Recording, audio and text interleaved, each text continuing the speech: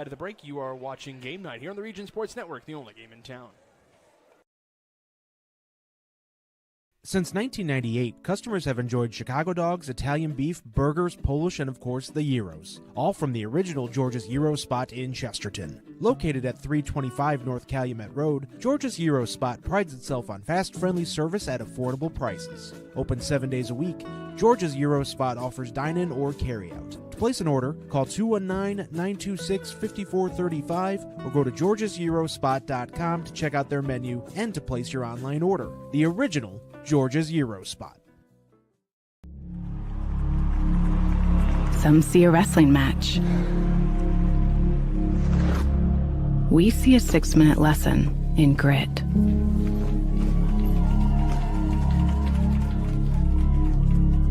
Some see a coach sending a runner home. We see a mentor guiding a student athlete into the future.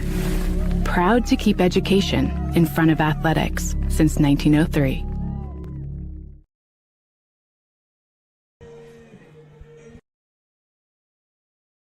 At Strachan Van Til, we believe grocery shopping should be simple. Now, shopping is easier than ever with our new and improved website. Find what you need fast. Browse your favorite products, add them to your cart, and check out in just a few quick steps. Choose between convenient in-store pickup or let us handle the heavy lifting. From our shelves to your doorstep. Skip the lines, shop your way, and spend more time on what matters most. With our rewards program, enjoy incredible savings and personalized offers every time you shop. Shop online now at strachanvantil.com or download our app today. Hi, I'm Crowell Company's Lantern Man. If you're a contractor, it's my job to make your insurance coverage simple and affordable. Because I know time is money, I'll come to your business. Certificates and bonds are a snap. Wherever you are, whatever business you're in, we've got you covered. As Crowell Company's Lantern Man, I'm your insurance superhero. Crowell Company's insurance professionals. Highland, Merrillville, and Michigan City. Welcome back as George's Gyro Spot in Chesterton presents RSN Game Night coverage of Trojan football right here on the Region Sports Network. Michael Brenner back here with Jay Simmons. Mayor Pete Land of the Crown Point Police Department are proud to support Crown Point Bulldog Athletics and say, go Bulldogs. Crown Point remains dedicated to preserving history, celebrating everyday life, providing the best in-city services, and encouraging smart growth. Mayor Pete Land and Pace team invite everyone to trick or treat around the downtown square during the Pumpkin Walk from 11 a.m. to 1 p.m. October 25th. Costumes are encouraged. I like that little run out there from underneath the stadium for the Chesterton Trojans.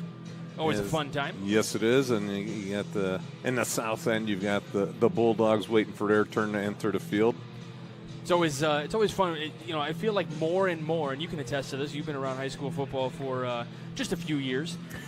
Thank you. But it feels like more and more they're trying to come up with things kind of like college football. Yes. Like traditions and new things that this team does versus what other teams do and stuff like that as the Bulldogs make their way out. Yeah, it just seems to add a little bit more to the festivities before the kickoff. You've got Hobart coming over the hill. You've got the Crown Point Bulldogs running onto the field, at that south end of the field. Everybody's got a little different, and it adds to the atmosphere of the game and gets the crowd pumped up and gets them into the game. Valpo's got the firework display. Yes, I love that one. Who doesn't love a good firework display?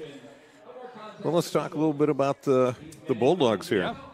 Yeah. Bulldogs are averaging 37 points a game, and it all starts with Ty Krusty. A 71% completion ratio is unbelievable. 734 yards, 6 TDs, 1 interception, long on the season, 72 yards.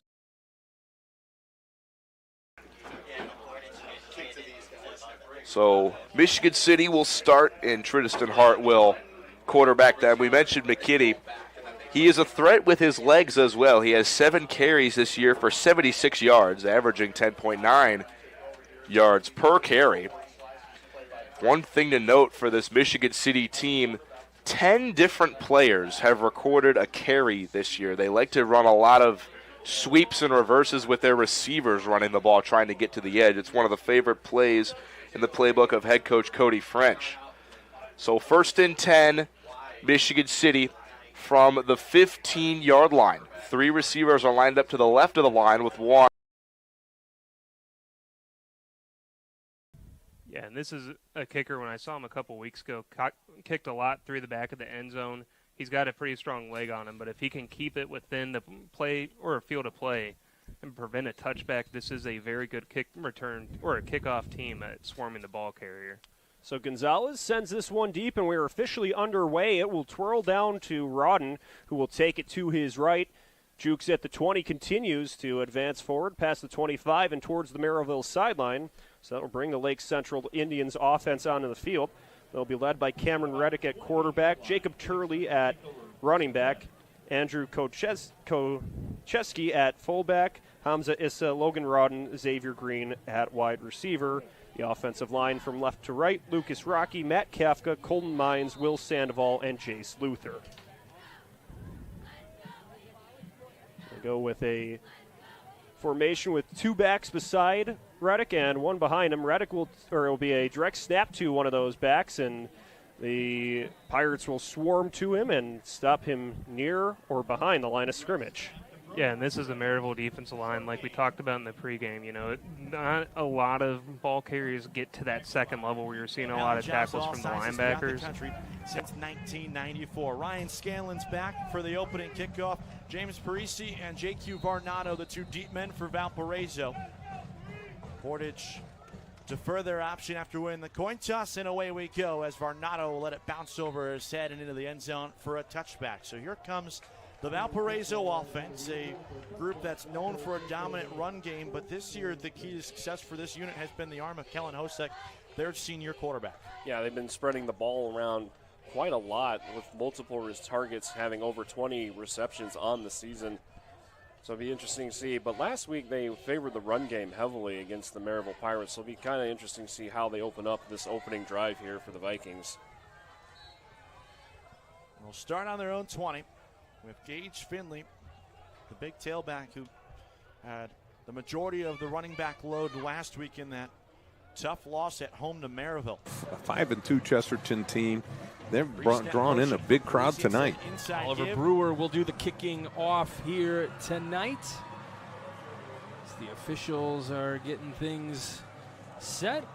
Week 8 of the high school football season, the penultimate week of the regular season, and we are officially underway as the kick is taken at the 4-yard line and running this out just shy of the 15, and the run going to be made by Lewis Rafin on the return. Just a couple of yards, so Chesterton will start back pretty deep here as Hunter Boyd will be the quarterback here for the Trojans. Andrew Gouveia lined up as the halfback. Max Soffin in at wide receiver along with Gus Wish, and then Lewis Rafin along with Evan Lindsay as well. Michael Rohn in at tight end. Tyler Nevius, Braxton Ozug, Jack Gearhart, Carlos Leon, and Cameron Elliott from left to right.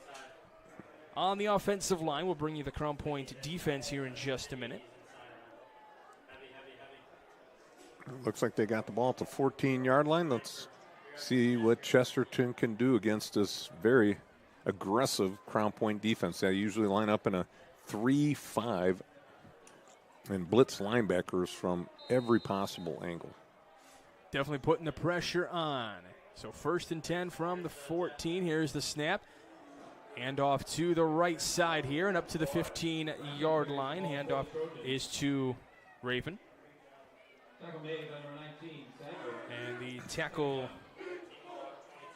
going to be made by number 19, Sadler, or Jaden Sadler. Yeah, nice job, Sadler, coming up from his cornerback position. It seemed like the 2 wings sort of released really quick and let the defensive end get up in the field and only held them to a very short gain. The Chesterton Trojans got to sustain their blocks a little bit better. So 2 trips to the right, 1 to the left for Boyd. Here's the snap. Boyd moving out to his left, and he's going to be taken down inside the 5-yard line on the sack. Trevor Gibbs. Trevor Gibbs in on the sack. That'll be his 5th tackle for loss on the season. 2nd sack of the year. So that'll pin back the Trojans even farther back now, back to the 5-yard line now. So it's 3rd down and a country mile. Yeah, 3rd down and 19. That's not how you want to draw it up on that first series there, Mr. Bradner. Now, I know you used to have those plays, right? You're ready to go at 3rd and 19. Yeah. Coaching? Yep. You had the old, what was the play called? Hail Mary. What was that? Was it like Spider 2Y Banana or whatever that was? Oh. And Boyd looking inside the end zone, looking to his right, and it'll be incomplete. A couple of receivers in the vicinity. One of those was Gus Wish out there, but obviously nothing to do for the Chesterton Trojans, so they will go 3 and out to start things up, and we'll have a... Michael Roan was wide open in the flat. If I'm Hunter Boyd, 3rd and 19, I throw it out to Boyd. He's maybe 5-6 yards downfield. Now all of a sudden that gives your punter a little bit more of a comfort zone where his heels are just about on the back of the end zone. Mace Redmond will do the punting for Chesterton. Don't step backwards. They're going to go a tight formation for the punt. And he'll have to punt it deep in his end zone, and this will help the Crown Point Bulldogs in terms of the position game here as the punt is caught at about the 34-yard line. So a 35-yard punt for Chesterton. I believe it was Griffin Van Tichelt that made number 9. Catch. Yep. So from the 34-yard line, pretty good field position, and that's not something you really want to give the Bulldogs. They're already one of the more prolific teams here in the state of Indiana. And they don't need any help, do they? No, absolutely not. But that's where they're at as we give you the starters here for the Crown Point Bulldogs. Tice Custy in at quarterback. Braden Shutt in at running back. The halfback is Trevor Gibbs. Your wide receivers, Logan Urbaniak, and then Caden Smith as well. And the tight end, Anderson Keller, Nolan Cicero, Tony Brooks, Connor Cavalcante, Austin Reading, and Zach Clark from left to right on the offensive line. And in our next segment, Jay Simmons will repeat everything I just said. Oh, boy. And try to beat the time on that one. Hand off to the right side. This will be a couple of 3-yard pickup here.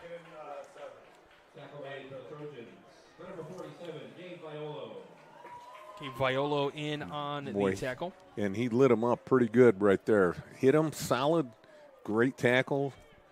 Only held him to a few yards. Let's see if Crown Point throws it over the top here. Go for that dagger early. The ball was handed off to Max Gurnick, by the way, number 6. A couple of receivers to each side. Here's a handoff again.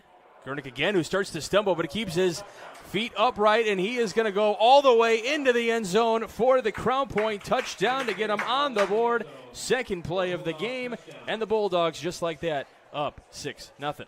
Yeah, you had number 29, Peyton Dilbeck, in the backfield, and Gurnick just sheds him off 3 or 4 yards back in the backfield and just pounds it up the middle and bounces it to the outside, shakes another tackle at about the 15-yard line, and punches it in for the score. That didn't take long. No, not at all. He goes to the left and will be stopped near the 10.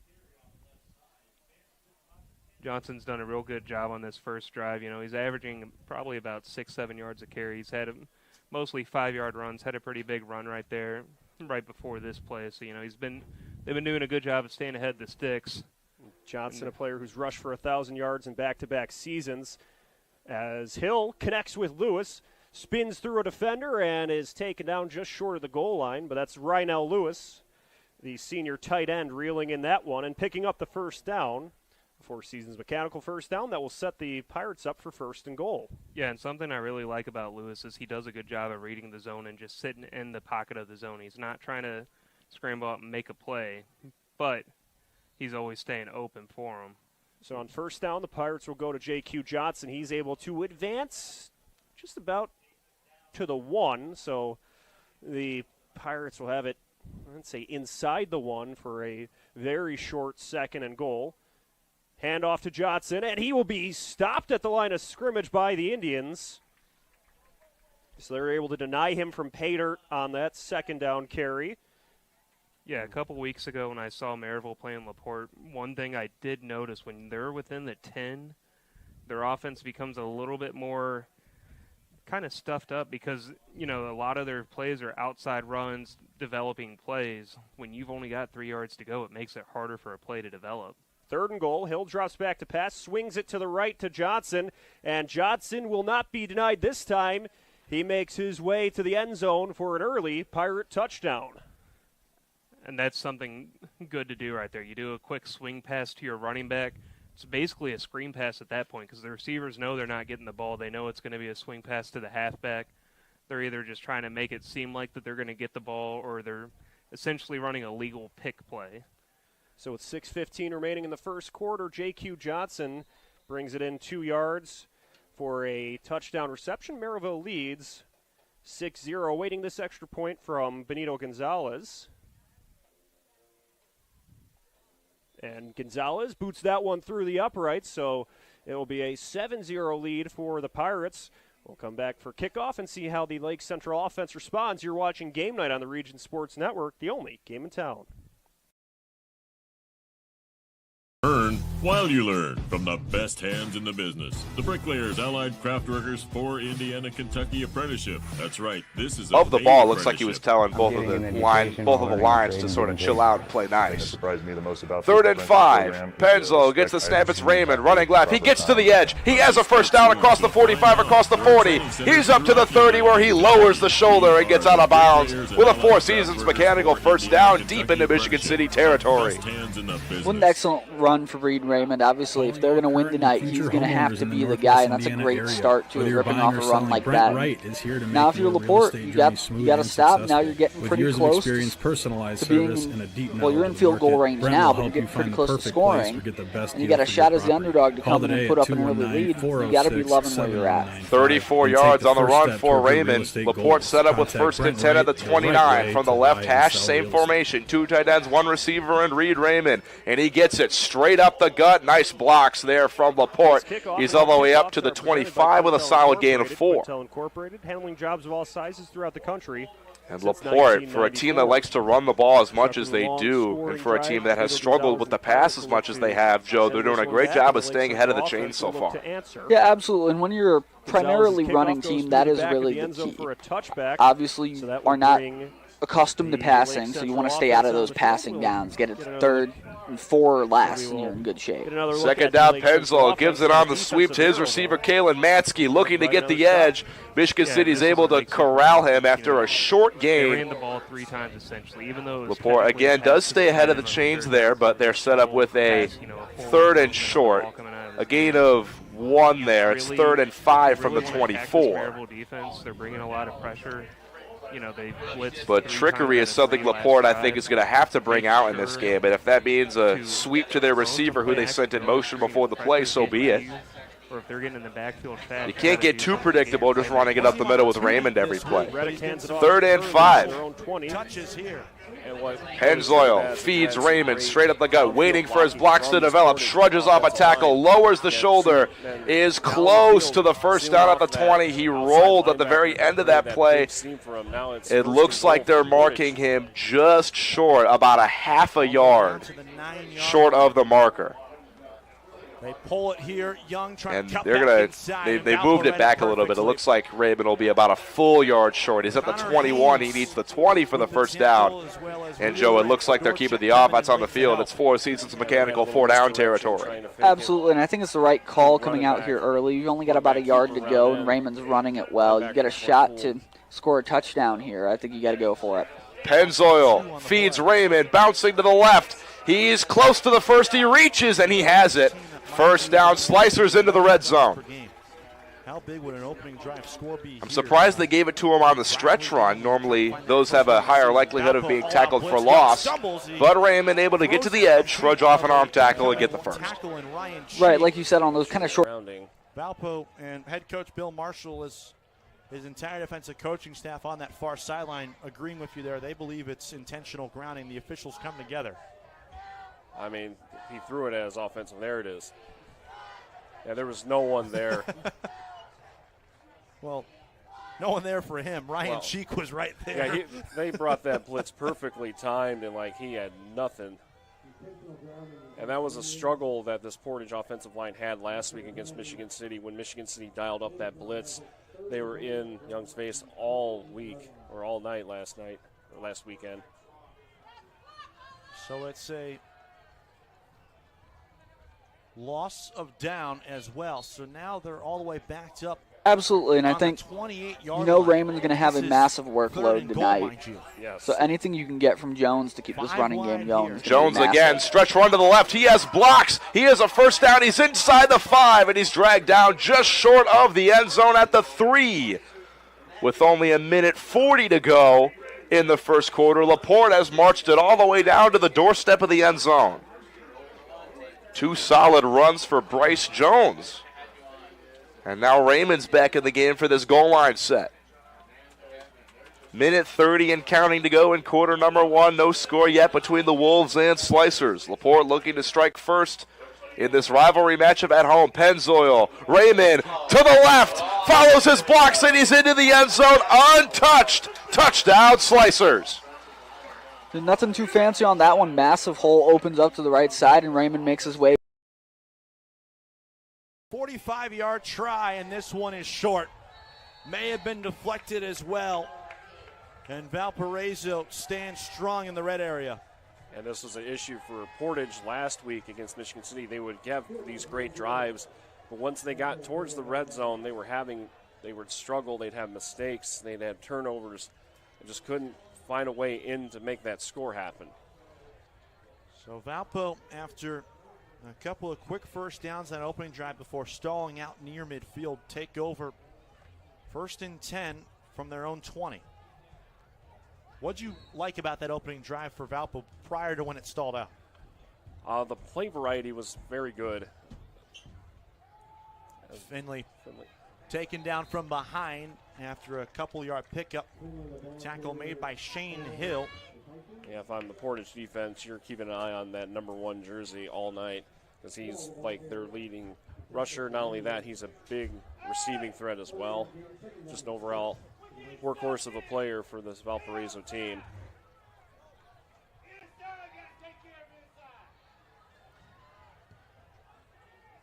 Second down and 6. Hosek claps a couple of times, finally takes the shotgun snap and gives it off. Finley taken down behind the line of scrimmage. Portage ready for it again. McClellan in there, as well as Tristan Burleson, the middle linebacker. Yeah, some great penetration. Looks like they might have brought a run blitz there. Valpo overloading the strong side. Been intercepted too. Well, I think Boyd threw it to a spot a little bit too far out in front of Wish. Wish hadn't come out of his break yet. And then once he got out of his break, he realized the ball was way out in front of him and just didn't have enough time to get there. But again, that was caused by pressure. Just under 5 minutes to play. Boyd gives it on the reverse. Wish with it up to the 20. He's going to be tackled shy of the 20-yard line. That was Gibbs. Boy, did he hunt him down, and that closing speed by Gibbs right there. At first you thought, oh, man, they got the reverse. It's going to be open, and Gibbs with that closing speed just hunts down that back and just wraps him up on a great job of a tackle, and it's going to be. This is going to be 3rd down and 10. Yeah, and that play looked like it was going to happen.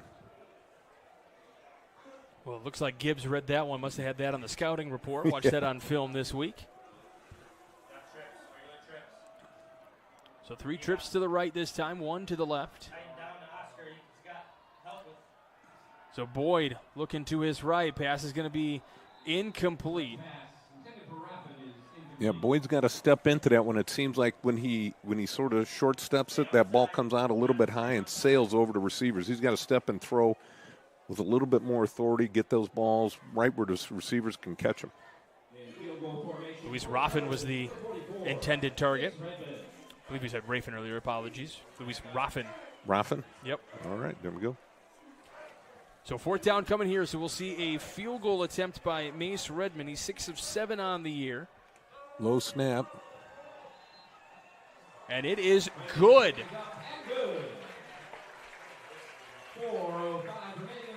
So 4:05 remaining in the first quarter. It is 7-3. Chesterton gets on the board. You're watching Game 9 of the Region Sports Network, the only game in town. Four Seasons Mechanical proudly serves Northwest Indiana, providing quality, reasonably priced, reliable service. With a quality and comfort guarantee, the professionals at Four Seasons Mechanical offer a wide range of services. That would necessarily be grounding. Oh, they are going to throw the flag for it. Oh, so there we go. So that will back the Indians up. 9 seconds remaining in the quarter. Kind of shocked by that because it looked like he was outside the pocket. Maybe the back judge got a better look at it than we did. Obviously, he's on the field. He's able to see it a lot better than we are from the sky. However, on Saturday, Sunday, whenever the Lake Central Indians decide to watch film, eye in the sky don't lie. They'll know then if it was the right call or not. So that will back Lake Central all the way up to their own 45. So now they'll have a ways to go. After this has really been a positive drive downfield, they've been able to string together consecutive gains of yardage on the run game. And one pass play to Reisky. So now it's second and 24. Kickoffs are brought to you by Quintel Incorporated. 45-yard line. Crown Point looking for a big return and through the middle. Making a big way through across the 50, trying to chase him down and make all his way to the end zone before he is stumbled down. Van Tichelt all the way up to the 25-yard line again. Let's get a number on the guy that tracked him down to that number 28. 28, Patrick Mokin. Wow, what an extra effort hustle play right there by him, saving the touchdown. But the Bulldogs start on the 23-yard line. Great field position. Again, 2 drives, both within the Chesterton territory. It's not a good thing when you're playing a 7-0 team and you got to play a perfect game. Well, Chesterton's got to be happy they're on the board, but now you got Crown Point already knocking on the doorstep. Handoff. Gurnick off to that right side, close to that first down marker out across the 20-yard line. Gurnick already with a touchdown here on the evening. Yeah, great job blocking on that right side of the line, getting a good push, sealing everybody to the outside, and Gurnick making a nice little cut inside. Handoff here to the left side. Trying to make his way out across the 15. Gurnick again just shy of the 10-yard line. Already having a pretty good night. Yes, he is. Well, they get a really nice push up front by that offensive line of the Bulldogs. Yeah, Isaiah Prater coming up, making a tackle right there. Another touchdown-saving tackle by these Chesterton Trojan defensive players. Gurnick on the right side this time, slipping through, gets inside the 10-yard line. They're trying to get to the 1-yard line for the first down. Is this first down, the Four Seasons Mechanical first down? Brought them to the 11, so they are at about the 6-yard line now. Roberto Stabilito. Yeah, on the tackle. Nice job wrapping up there. Trevor Gibbs kicking out the last man on the line of scrimmage, like pinned him all the way out to the sideline there. When you see Gibbs coming out the block, it's going to be a tough one to escape. Two-way player out here. Keep here for Custy, who throws into the end zone. And the pass is complete for the touchdown. Bulldogs again. Yeah, Crusty did a nice job just hanging on to the ball. And then right when the defense came and attacked him, he zipped that ball in there. Alex Rodriguez in for the reception and the touchdown here for the Bulldogs. So just like that, taking the advantage again, 13-3. And now it's going to be from their 40. False start.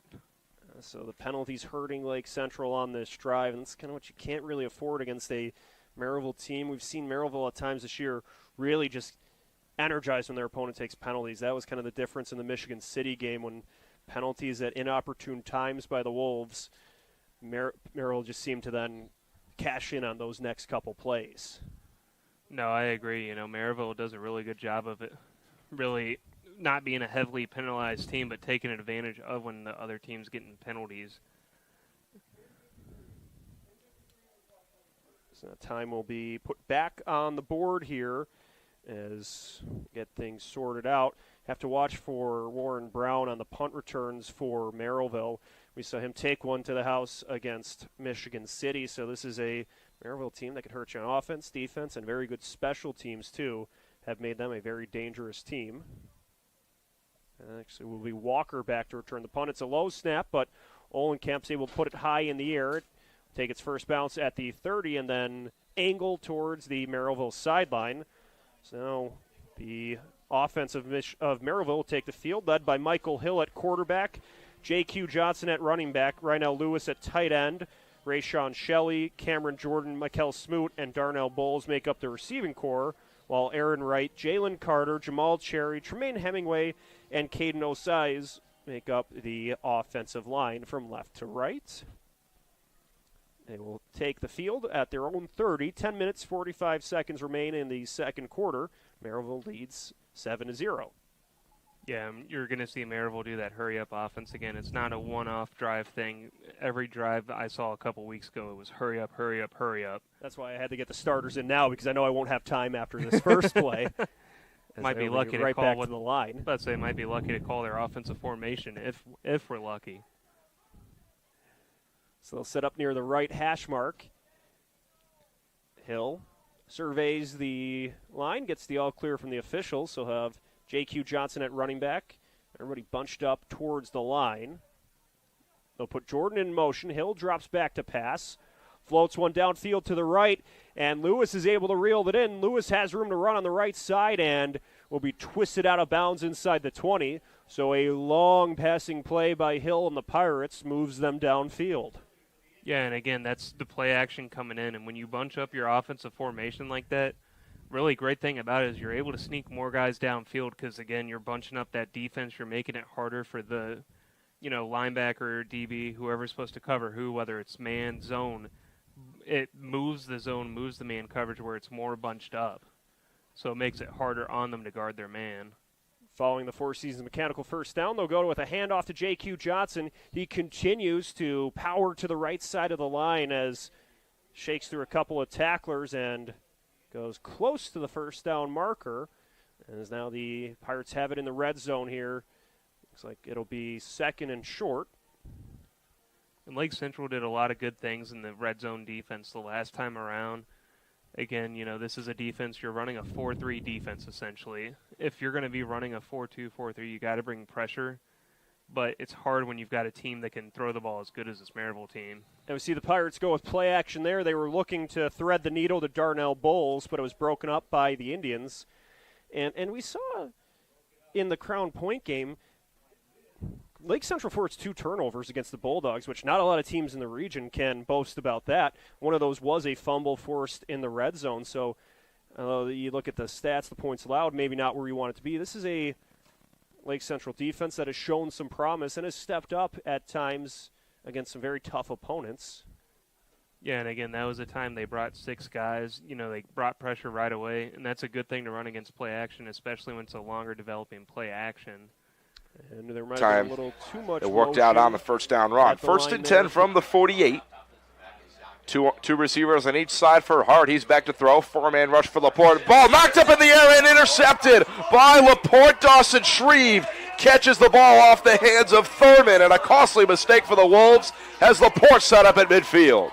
Yeah, that's a killer for the Wolves. The throw really wasn't too bad, and you end up popping it off the hand. You get an interception, and now if you're Laporte, you get another shot to get Raymond the ball and get this offense rolling. Shreve with his second interception in 3 weeks, and Laporte is set up on the Michigan City side of the 50 at the 47.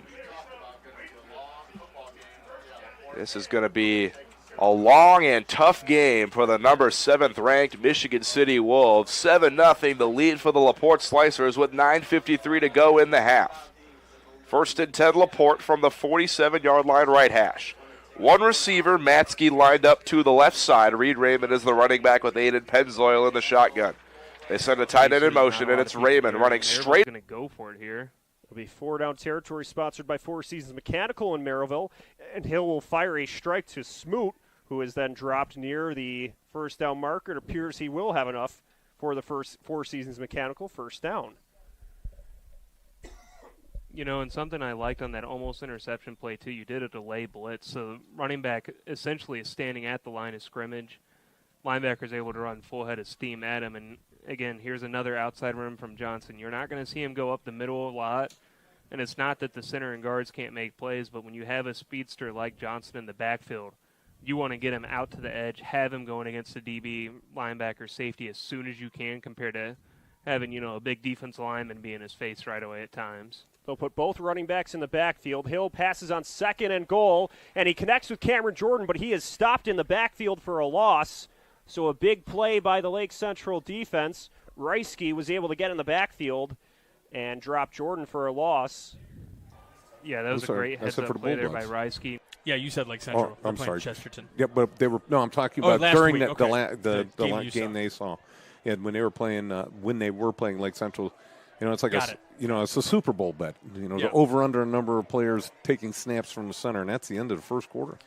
End of the first quarter coming to a close right here. So that is the end of the first with a score of 14-3 with the Bulldogs knocking on the door. You are watching Game 9 of the Region Sports Network, the only game in town. Season over 1,200 yards through the air in 2025, but he picks up another rushing touchdown. And Trevor Faudner looks to make it a 7-point game pending the PAT. And they will blow this dead. I believe someone on that far side jumped off there for Portage. We'll obviously check the marker. In the red zone. But, again, this is a Lake Central defense that's been holding its own so far this red zone trip. Just keep doing what you're doing. Be sticky with the coverage. Make sure that your guys are, if you're going to run man, press them right here. If you're going to run zone, run a cover 3 because it's going to cover the middle of the field as well as the outside and below. So 3rd and goal, and it's a handoff to J.Q. Johnson. He plunges through the middle of the line, but he will be stopped short of the goal line. So it sets up 4th down, goal to go. I don't think there's any hesitation. Merrillville will keep the offense on the field, which means they've entered 4-down territory presented by Four Seasons Mechanical in Merrillville. Hill hands off to Johnson. He will work his way towards the line. I don't think and he'll be stopped short of the goal line. So the Lake Central defense with a huge stop on 4th and goal. Yeah, it didn't look like the ball had crossed the plane, and, that's a huge defensive stop there. You had a Merrillville offense that's driving down the field. You were able to stop a very explosive offense right there on the 1-yard line. It hurts because now you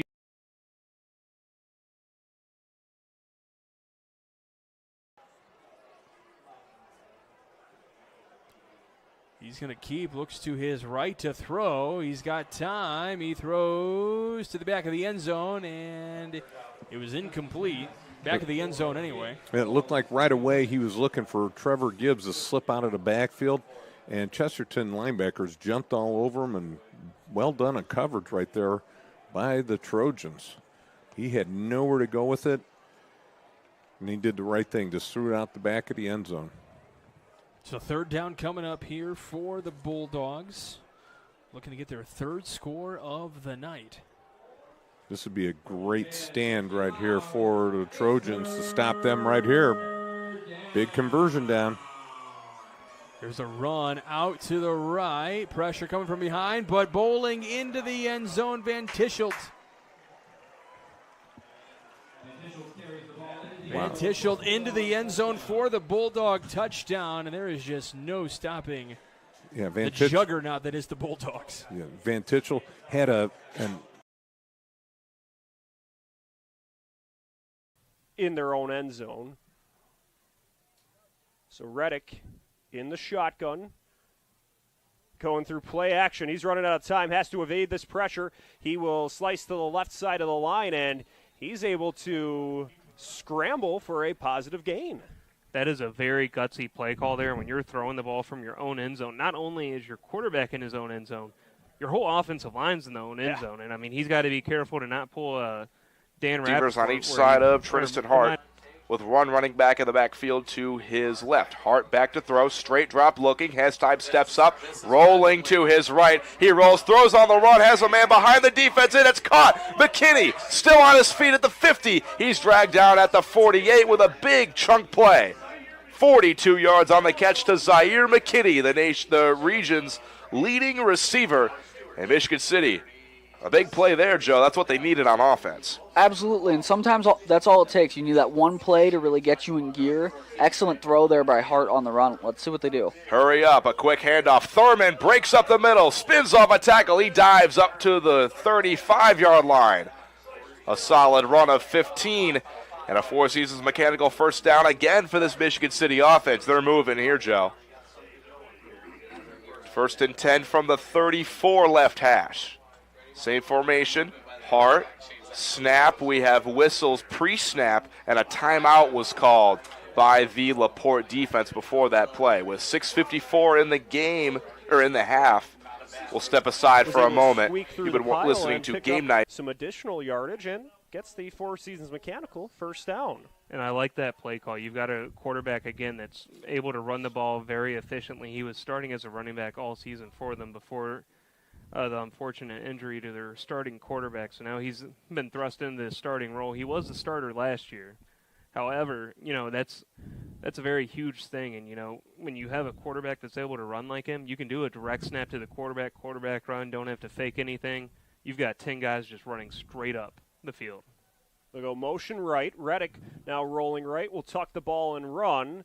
And the Pirates try to stop him, but he goes forward for a couple yards there. So Cameron Reddick doing a lot of work on the ground game on this drive, but has been able to help the Indians get to the 22-yard line with just over 7 minutes of game time remaining in the second quarter. And one of the worst things as a defensive lineman, honestly, is when a run game is getting 2-3 yards every carry, because it just wears you down. It's not a, one long play and then you're in the red zone. It's a, hey, we're going to grind this out 3 yards a play at a time. We're just going to keep running it straight at you. They'll load up the right side of the line, 2nd and 7, and the ball squeaks loose. Turley has to scoop it up, and then the Pirates will pounce towards him at the 15. So a lot of that good work just undone on a bit of a miscue there. Looked like Reddick was trying to hand it off almost before he had full possession of the ball there. I don't know if it was that or necessarily he was trying to catch the ball because it was a bad snap. Wasn't able to get a good view on. Yeah, he was down. He caught it. That one. Knees hit the ground. Ben Clark comes up with that INT. His first of the season. What great job of reaction by Clark, able to see that ball floating in the air and diving catch, comes up with it before it hits the ground. Ill-advised by Hunter Boyd right there, trying to throw it away when he had a ton of pressure on him. You take the sack, live to play another down. We talked about again a young sophomore quarterback. I was just we said we're kind of watching the maturation process and the development over, and those are just things that you kind of have to live with a sophomore quarterback. Yeah, growing pains. Still not the worst starting position of the night for Crown Point Bulldogs. This one lofted and over the head of the intended receiver. Yeah, it looked like number 23 had a chance at it for Isaiah Prater. Had a chance at the interception if the ball was not touched by the receiver right there. Caden Smith was the intended target out there. Yes, Smith put his hand up just enough to deflect it so that Prater didn't come up with the INT.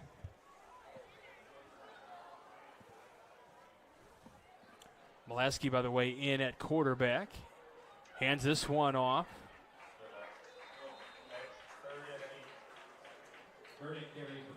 Gurnick on the run there.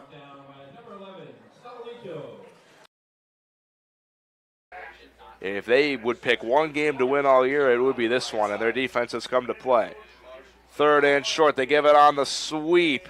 Looking for room is Lauren. He powers forward near the first down. He's surrounded by Slicer defenders. He's close to the marker. And it looks like they are going to give it to him. Up to the 12, he has a first down. Mikel Laurent on the end around. Second carry for him today. Came into this game with 7 carries for 29 yards, averaging 4 per carry, but he's been a solid cog in the run game today. 4 wide for Michigan City from the 12, 3 to the right. It's a stretch handoff, Thurman. Now it's Hart keeping it, looking, directing traffic, throws, and it's just low. Looking for Dondre Collier, but Hart had to get rid of it quickly. He was almost going to get sacked, but just threw that one a little low. It's 2nd and 10 from the 12. And we do have a flag down on the field. You have a better eye than me, Joe. I did not see the flag. We'll see what they call here. And it's going to be an eligible man downfield for Michigan City. So one of the linemen got a little bit too far. So they'll be set up with 2nd and 15 from the 17. Loss of down on that play. Or it's no loss of down. The marker says first down. The scoreboard says 2nd down. Hart, quick screen pass to Thurman, and it's incomplete. Threw that one a little too high, out of the reach of the running back. Yeah, and I think LaPorte's done a really good job breaking up the screen game a little bit. Michigan City had found a little bit of success with it earlier on this drive, but those linebackers have been getting down and making it really hard on Hart to get those throws away. If LaPorte can hold Michigan City to a field goal, they'll get the ball back with about 3 minutes to go. They can maybe chew up the rest of the half, and then LaPorte does get the ball to start the second half.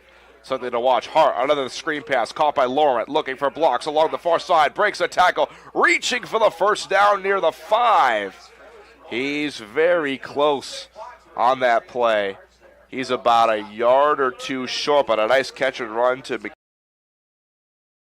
A quarterback that can run, stick with the read option. So that was Christian Reed who picks up the Four Seasons Mechanical first down.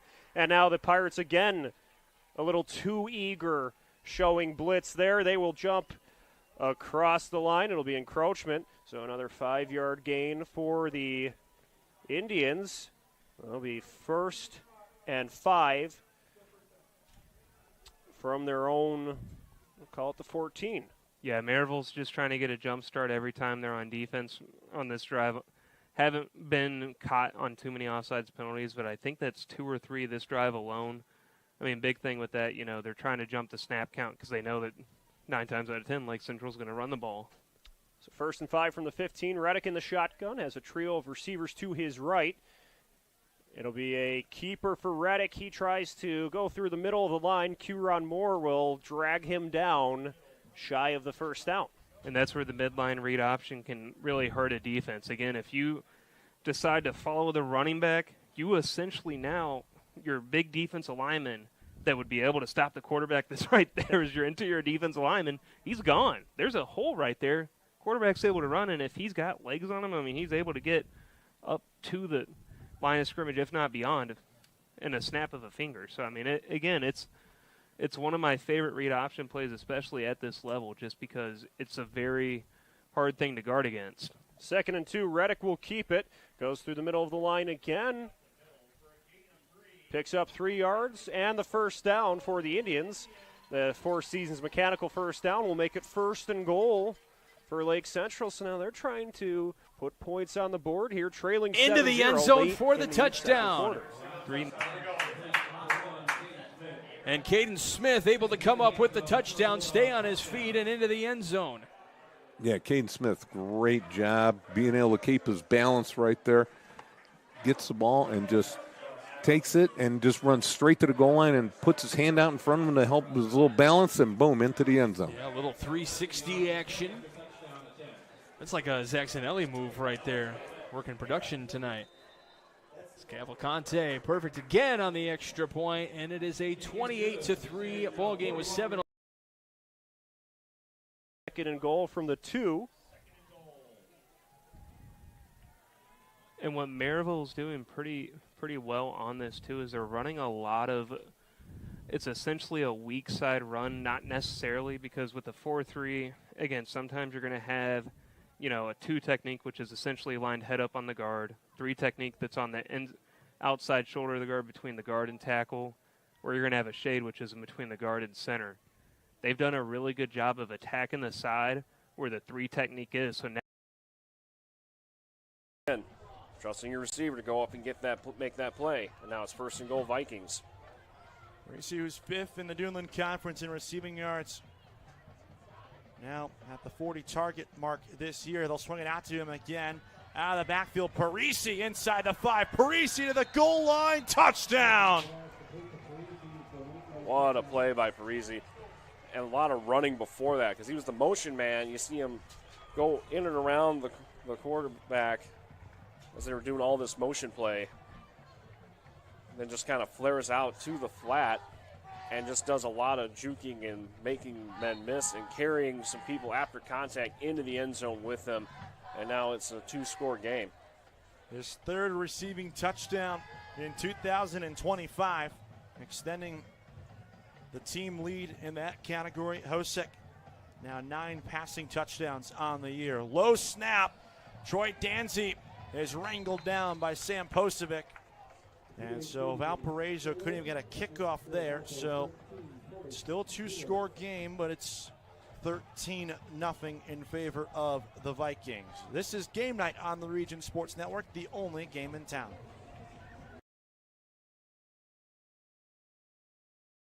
Start of this drive after that penalty, so now to make it to the opposing 2-yard line. They've covered a lot of ground and over 6 minutes of game time as well. Now with 1 minute 38 seconds remaining, Reddick in the pistol. He'll take it, drives forward, gets stood up at the line, and will be denied this chance at the end zone. Going to get another timeout here, I believe. Yep, it's going to be on Maryville.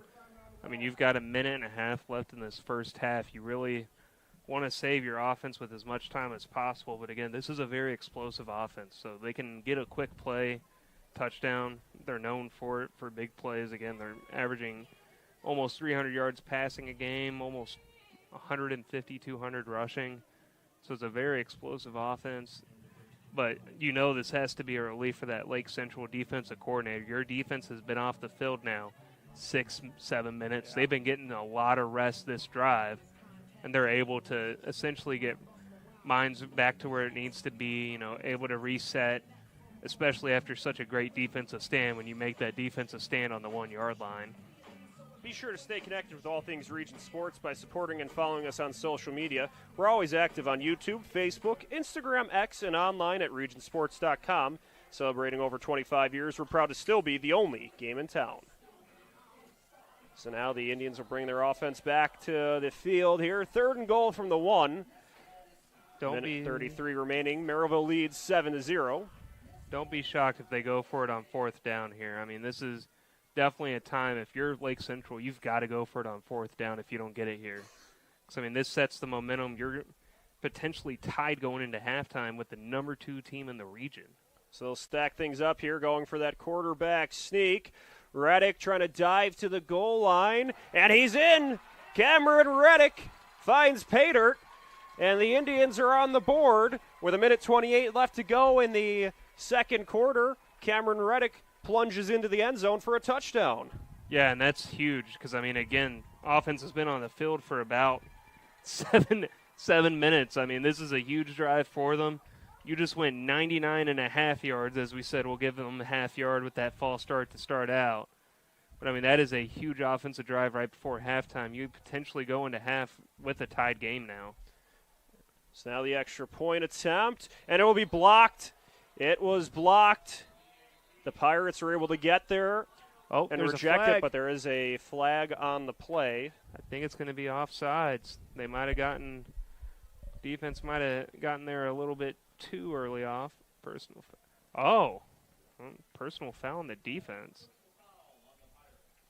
So it'll be a personal foul on the Pirates, and we'll see what happens here. TJ Olenkemp, the kicker for the Indians. So it's roughing the snapper.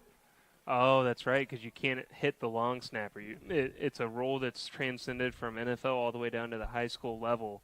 If you make contact with a defenseless long snapper before he's able to get up, it's an automatic penalty every time. So now we'll see a timeout taken by Lake Central. So we will take one with them. You're watching Game Night on the Region Sports Network, the only game in town.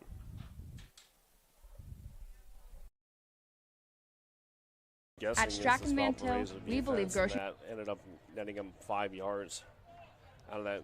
Didn't see too much of the option last week. And when they do run it, it's usually with Jamari Duff at quarterback, Right. their preferred running QB that they have on their roster. Traditional draw. This time it's Hazelton right up the gut. And he picks up the first down. Or check that, actually. That's Jamari Duff getting a straight tailback look to the 41-yard line. That's a first down. And it's sponsored by Four Seasons Mechanical in Maryville. Visit them on the web at fourseasonsmechanical.com. Yeah, Duff had a great hole there, so they cut it right up the middle.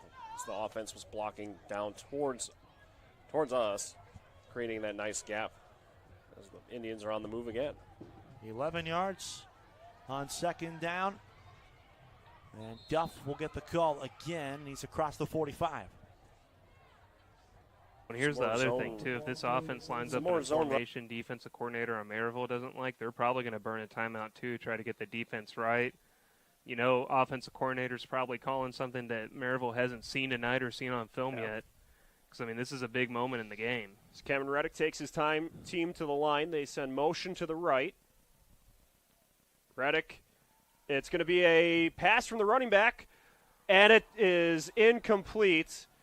Turley lofted one up in the air, was trying to get it to Reddick, and he just couldn't quite come down to it. So the 2-point conversion. Just finds his receiver. Wish wide open. Wish making that last dive. Almost looks like his foot would have been out at about the 3-yard line, but it looks like they got a generous spot at the 2. Well, the initial official went out to the 1, and then they backed it up to the 2. So another Four Seasons Mechanical first down for the Trojans. Really methodical drive here. Yes, very. And doing it quickly. Yes, Boyd just with a lot of time back there, but again, on time, on target. Under center, pushing his way forward. And they are going to say touchdown. Here we go, little light show. So touchdown for the Trojans. Well, what a great drive right there by the young sophomore quarterback. A lot of poise back there and just being able to stand back there and throw. Here we go, little Oaken bucket here for the formation. They bring them all in. He's going for the extra point. Mace Redman. First touchdown of the night for the Trojans. Low snap, it's bobbled, it's kicked, but it is still good. Little awkwardness on the snap and the hold, but Redmond says, I still got this. Don't worry about it, guys. So in for the touchdown, and now it is a 28-10 ball game. 4:13 left to go in this one. You're watching Game Night here on the Region Sports Network, the only game in town. Thinking about what to do after high school? Consider a career with Boilermakers Local 374. As a Boilermaker, a little lucky there, got away with a horse collar almost, it looked like. You know, that would have been another 15 yards, and you've got a kicker over on Maryville who, during pregame warmups, I mean, he was drilling them for the 40, 50, so you're pretty close to his field goal range to try a field goal attempt here if you decide to just try to get past the 50. So all kickoffs are presented by Quintel Incorporated, handling jobs of all sizes throughout the country since 1994. Michael Hill and Maryville take over on their own 38-yard line. 1:15 remaining. Hill will go through the air on first down. He connects with Smoot, who is then twisted into the Maryville sideline. So the Pirates pick up a few yards. Yeah, and that's something you're going to see Maryville do a lot on this drive. They're going to try to keep a lot of passes towards the sidelines, give their receivers or a running back who's out there catching, an easy chance to step out of bounds instead of burning timeouts. You've still got 2 timeouts left, though. Hill again through the air. Lofts one in the direction of Smoot, and there will be a pile up near the sideline where he's sent out of bounds. Picks up enough yards for the Four Seasons Mechanical first down. Just a quick, easy curl route. Smoot turns around. Again, you're throwing with anticipation as a quarterback on these 2-minute drills. You're hoping that your guy's going to be where he's supposed to be at on the break. But this is a Maryville offense that, again, is very good at playing on the fly, essentially. Hill goes through the hands of Smoot. He was leaping up, trying to reel it in. Could not. It falls incomplete. Bringing up 2nd and 10 from the 46. 21 seconds left, 3rd down and 1. With their Miss earlier from 45 yards, likely 4-down territory here. Young floats it for Quarles, who got turned around. That's incomplete. And he had beat his man, too, in coverage. Yeah. That was Varnado out there on him on one-on-one coverage. Yeah, he had him beat, but unfortunately for Portage, they had to hurry the throw. He threw that off of his back foot, so that it kind of just sailed up there, and it wasn't an accurate throw. So 19 seconds left, 4th down and 1. Clemsack keeps his offense on the field. Jamari Duff angles left. He has the first down, and the clock will stop with 15 seconds remaining.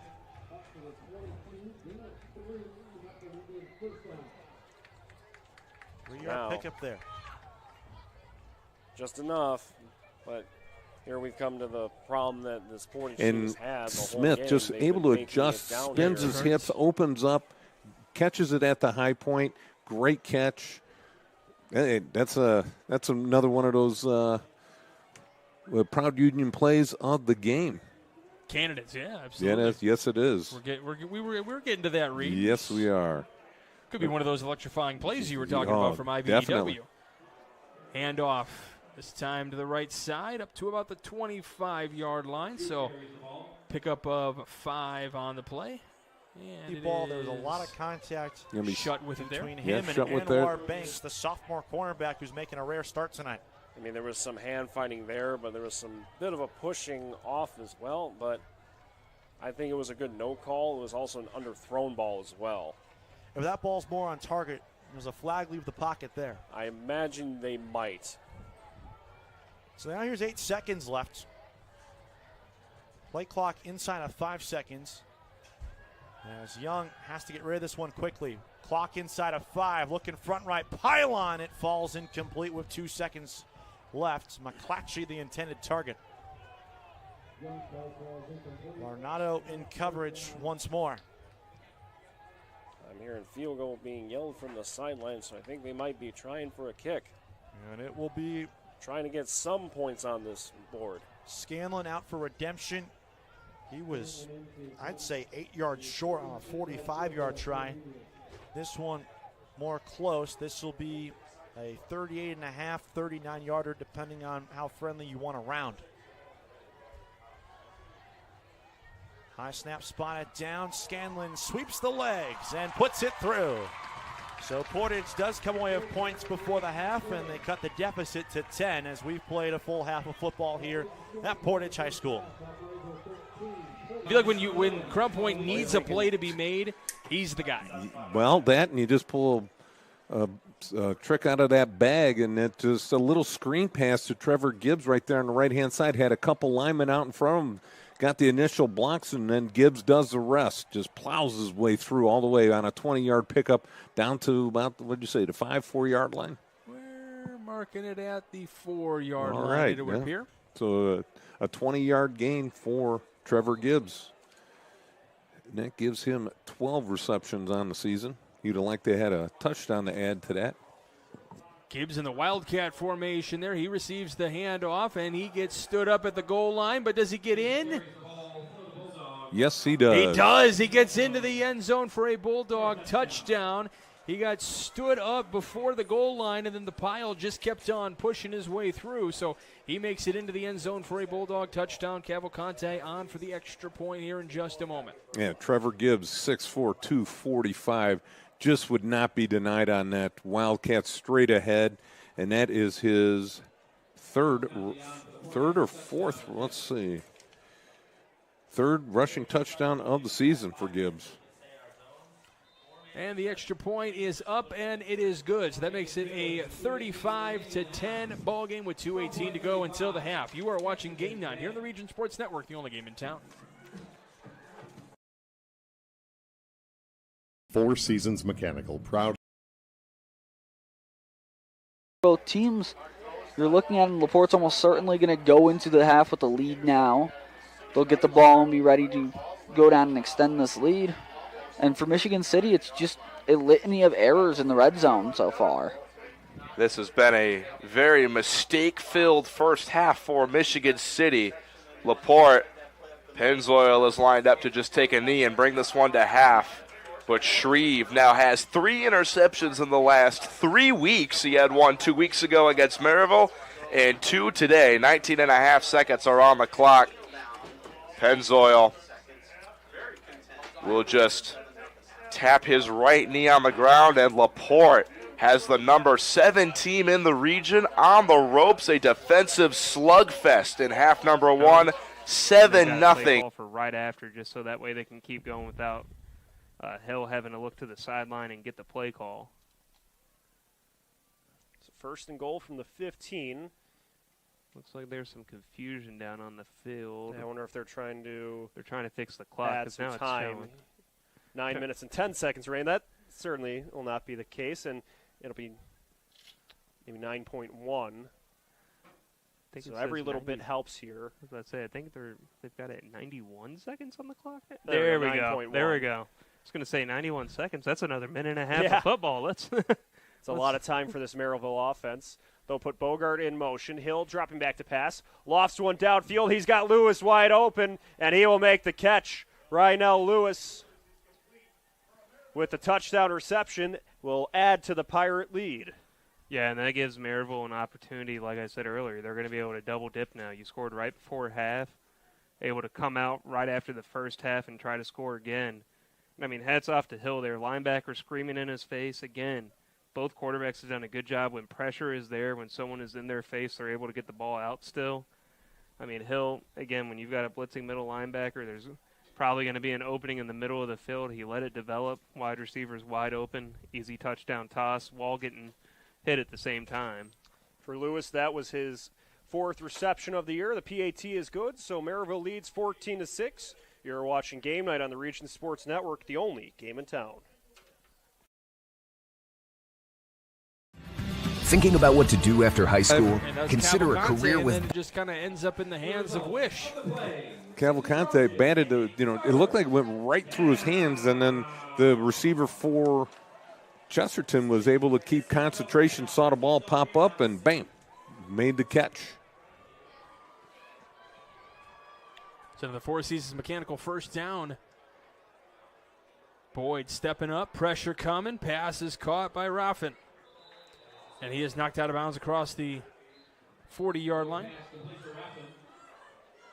It looks like we got a offensive lineman down, grabbing an ankle or a knee or something.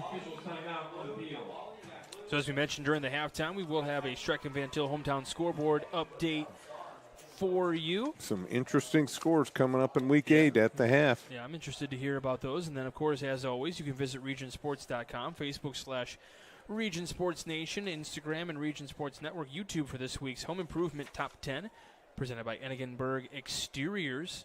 You can find them on the web at ebergexteriors.com. That's Berg with a U, by the way. Oh, so you got stuff to read yeah, as well. Here we go. Check out the IBEW Local 697 electrifying plays of this week. Football action. Visit regionsports.com.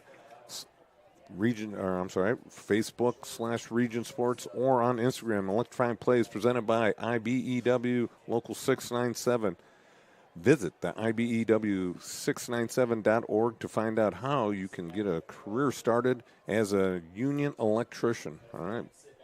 I mean, it's never too late to get a second career started for you, there, Mr. Simmons. No, never.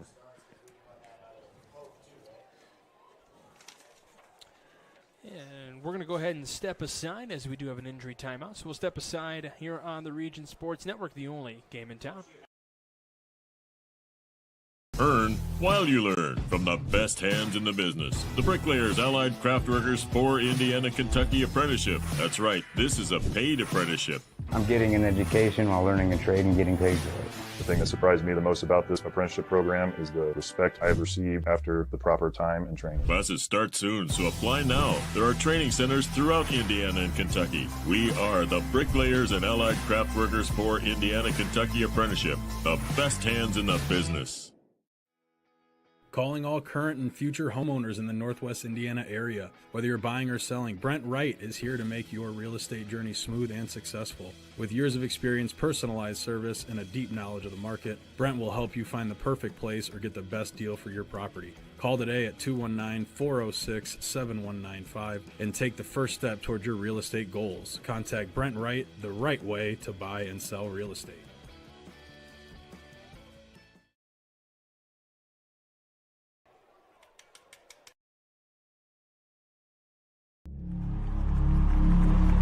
Some see a wrestling match. We see a 6-minute lesson in grit.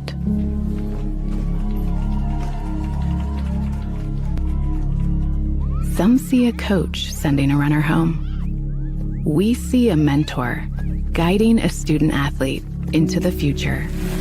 Proud to keep education in front of athletics since 1903. Flip the switch, a light turns on. Press the button, machines and instruments come to life. Touch the screen, communicate with the world.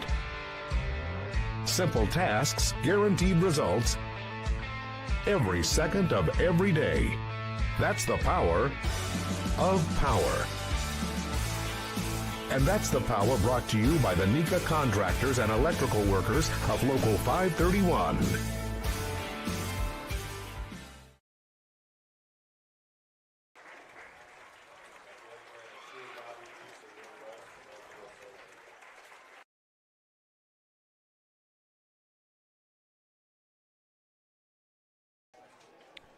Welcome back to Game Night here on the Region Sports Network. As you can see, obviously, the injury has required the cart. Tyler Nevius from the offensive line is making his way out, so hoping things aren't too bad. Hope for the best. Hoping for the best, but play will continue. 1:46 left to go in the first half here between Crown Point and Chesterton.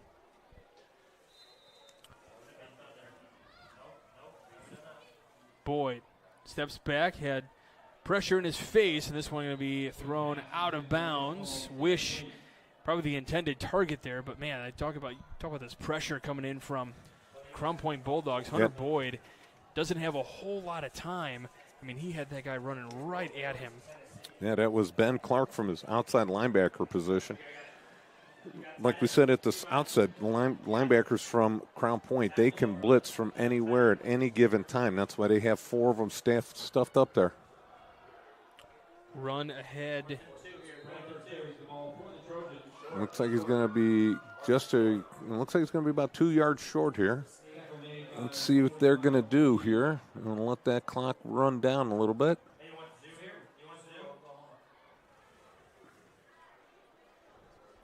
Fourth down and 2, and Chesterton's keeping the offense out there. Let's see what they can do here. Dylan Bradford out there on that run.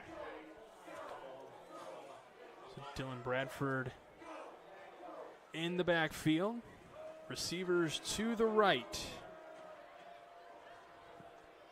Bradford with it. Can he get up to that first down line? Looks like he might be short on 4th down. Now the officials are running in. It looks like he's going to be about a yard short. That's one thing I hate about the shotgun.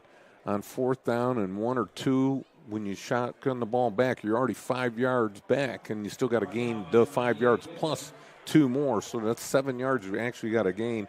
You got to get that quarterback up in the center and snap that ball, make it a little bit closer. I know that's an old school thought. Either that or a play action pass right there by Chesterton would have been an ideal call right there, because Crown Point had the in between the tackles stuffed with about 8 guys in there. Another injury, but getting up to his feet for Chesterton. So Mayor Pete Land and the Crown Point Pace Department are proud to support Crown Point Bulldog Athletics and say, "Go Bulldogs." Crown Point remains dedicated to preserving history, celebrating everyday life, providing the best in-city services, and encouraging smart growth. Mayor Pete Land and the Pace team invite everyone to trick-or-treat around the downtown square during the Pumpkin Walk from 11 a.m. to 1 p.m. October 25th. Costumes are encouraged. Yes, you can go to your local store and get yourself a J. Simmons costume. What do you? That is the most frightening one of the year. You beat me to it. I was going to ask you what you were dressing up as. See, I already saw the wheels spinning. It was like like you trying to figure out that math equation there. Throwing this one down the field and going to be incomplete. Molaski was in at quarterback there, so pass is incomplete. That'll stop the clock with 51 seconds to go here in the half. Nice job by Chesterton right there. Had a little double coverage, so they would have had to have taken an amazing pass and an amazing catch by Caden Smith, which he has. We have seen him do that tonight already. Yeah, we've seen some pretty spectacular plays. A lot of those IUEW electrifying plays probably going to be in our highlight package. Oh, definitely. Coming up this week. And, of course, with your melodious voice to it all. Oh, well, I appreciate that. I Sorry, don't know. that was a big word for you. Sorry. Yeah, this is why after, so many weeks they don't let us work together. Here's the handoff right across the 40-yard line. And we'll have timeouts taken here. I believe that was Gurnick in at running back for the Bulldogs this time. It's going to be 3rd down and about 5. They're going to take a timeout. So we'll take it with them. You're watching Game Night here on the Region Sports Network, the only game in town. When it comes to your money, you deserve more than just numbers on a page. You deserve someone who sees the full picture. Meet Mark Machnick, one of Northwest Indiana's most trusted accounting professionals. Whether you're running a business, planning for retirement, or just trying to make sense of tax season, Mark Machnick, located in Highland, makes it simple, personal, and believe it or not, painless. Contact Mark and his team today at 219-595-5290. Mark Machnick, CPA. At Blyce, we're used to having the athlete shop at our store. Down, sit, put. But sometimes they get carried away.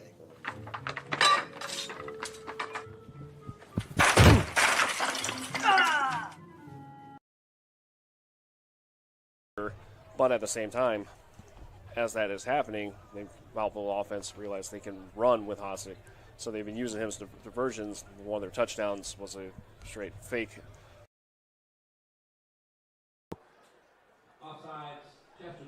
And that's going to give them a first down. Four Seasons mechanical first down for the Bulldogs. So, you hate to say they burned a timeout to kind of draw something up, but it's kind of what happened. They had guys running all over the place. A special play just for them, and Chesterton messes it up and jumps off sides. So Four Seasons mechanical first down here now at the 33-yard line. Pass to the left. It's intercepted. No, the ball hit the the ground. Ball hit the ground. I thought it was going to be in the hands of Lucas Anderson. It looked like he was there because he came up with it and threw that one away, but it hit the ground first. I saw it in his hands. Now, it looked like... No, it is. Oh, it is an interception. That's what I thought. It ended up in the hands of Lucas Anderson. His knee must have hit the ground. Because he was... Okay.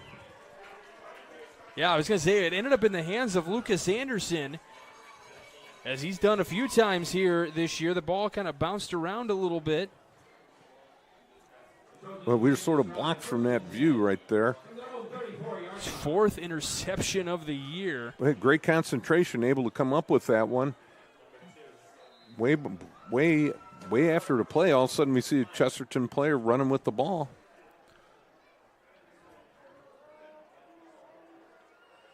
Yeah, so I see where maybe I see you're kind of, we kind of saw a little bit of a replay where it may have hit the ground there, but yeah, definitely ended up in the hands of Lucas Anderson, and they ruled interception. So Trojan ball here with 37.8 seconds to go. Boyd stepping up to his left, pass is complete, but then tackled immediately down at the 35-yard line. Van Tichel. Roan in on the catch. Van Tichel with the tackle right he got the ball. He read that play perfectly. But just another ho-hum interception for Anderson there, and now Chesterton trying to get a score here before the half. Pass out to the left, pass almost intercepted there. Yeah, just off the fingertips, now 3rd down coming up here. Number 2 for the Chesterton Trojans. Colin McCoy. And McCoy That'd have been a really good catch if he'd have been able to come up with that one. It was completely stretched out, but just a little too much heat on him for him to come up with that catch.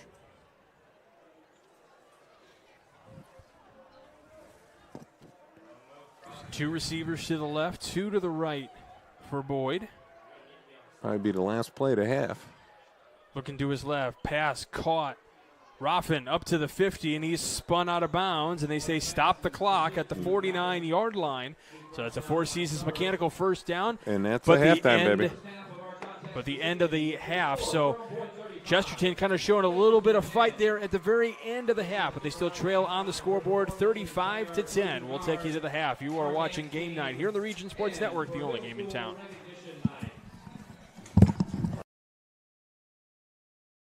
Since 1998, customers have enjoyed Chicago dogs, Italian beef, burgers, Polish, and of course the gyros, all from the original George's Gyro Spot in Chesterton. Located at 325 North Calumet Road, George's Gyro Spot prides itself on fast, friendly service at affordable prices. Open 7 days a week, George's Gyro Spot offers dine-in or carry-out. To place an order, call 219-926-5435 or go to georgesgyrospot.com to check out their menu and to place your online order. The original George's Gyro Spot.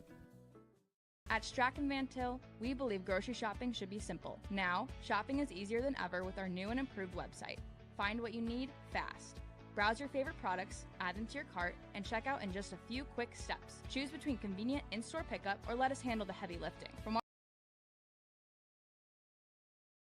How Lake Central's been able to execute. And you know, for the Indians, 2-5 on the year. Record isn't where they wanted to be. They've had some tough losses to some of the top teams in the region. But kind of the story of that Crown Point game where they were able to get a stop here and there, but then didn't follow it up. So you look at tonight against Merrillville, another of the top teams in the area. You get the stop on your own 1-yard line. And then the fact that they were able to follow it up, I was very impressed by that drive. Cameron Reddick did a lot of work in the ground game. Christian Reed had a 30-yard run. That was a very mature drive, and I'd say where we've seen growth from Lake Central this year, where maybe early in the year, that drive there would have been some procedural penalties or some miscues. That time they were able to execute. There was a penalty on that drive. They weren't unraveled by it. They overcame it and were able to finish that drive with points. So I was very impressed by what we saw from getting the stop defensively and then building off of it with the touchdown. Yeah, and I mean, again, it's a 99-yard drive. You know, that is where you decide who really loves this game, especially as an offensive player. Because, I mean, again, and this is an Lake Central offense, even though they go to the huddle, not really subbing a lot of people out. And especially on your offensive line, those long drives can be killers, but also it's great as an offensive lineman because if the other side's not subbing those defensive linemen right across from you, just as tired as you are, and you know what the fun part is? You know what's going to happen. They don't. You know the play call. They're still trying to guess and hope that, you know, drive can end. But, you know, that was a really great job. I agree with you. You know, this Lake Central team has really matured through the season. I mean, that 99-yard drive right there shows it for sure. So the halftime coverage continues along here at Lake Central. We'll step aside when we come back, continue to get you ready for the third quarter. You're watching Game Night on the Region Sports Network, the only game in town. Hi, my name is Mark Macknick. I'm the owner of Bulldogs, and we can send it now to Mr. Simmons. Yeah, we got the score 35-10, and this is the scoring summary of the game so far. So Chesterton got the opening kickoff, had a couple issues, ended up punting. Crown Point got the ball at about the 34-yard line. If you're Chesterton, you don't really like to start off with the offense doing a two-play drive for a score. Max Gurnick with a 30-yard run that came at 9:32 in the first quarter. And you think, okay, Crown Point can't get any better field position to start a drive than that. But Chesterton does answer back. They get a nice little drive going, and they end up kicking a 36-yard field goal from Mace Redmond. And that came at 4:05 in the first quarter. And then pretty much Crown Point took control for a little while as Alex Rodriguez with a touchdown catch from Tice Krusty. That was a 6-yard pass. And that, my friend, was a 5-play drive. And that started from the 24-yard line.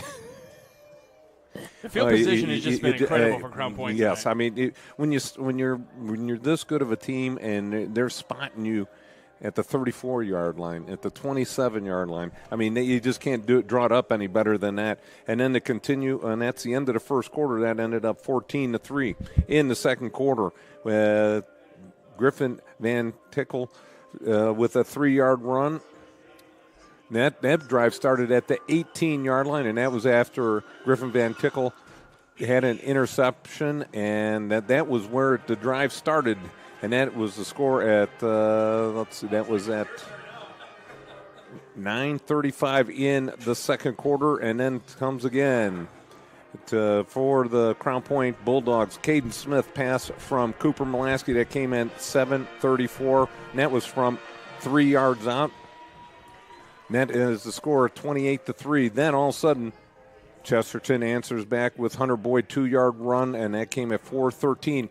And we saw a little bit of growth by Hunter Boyd on that drive because he was on time and on target. He had 4 great passes.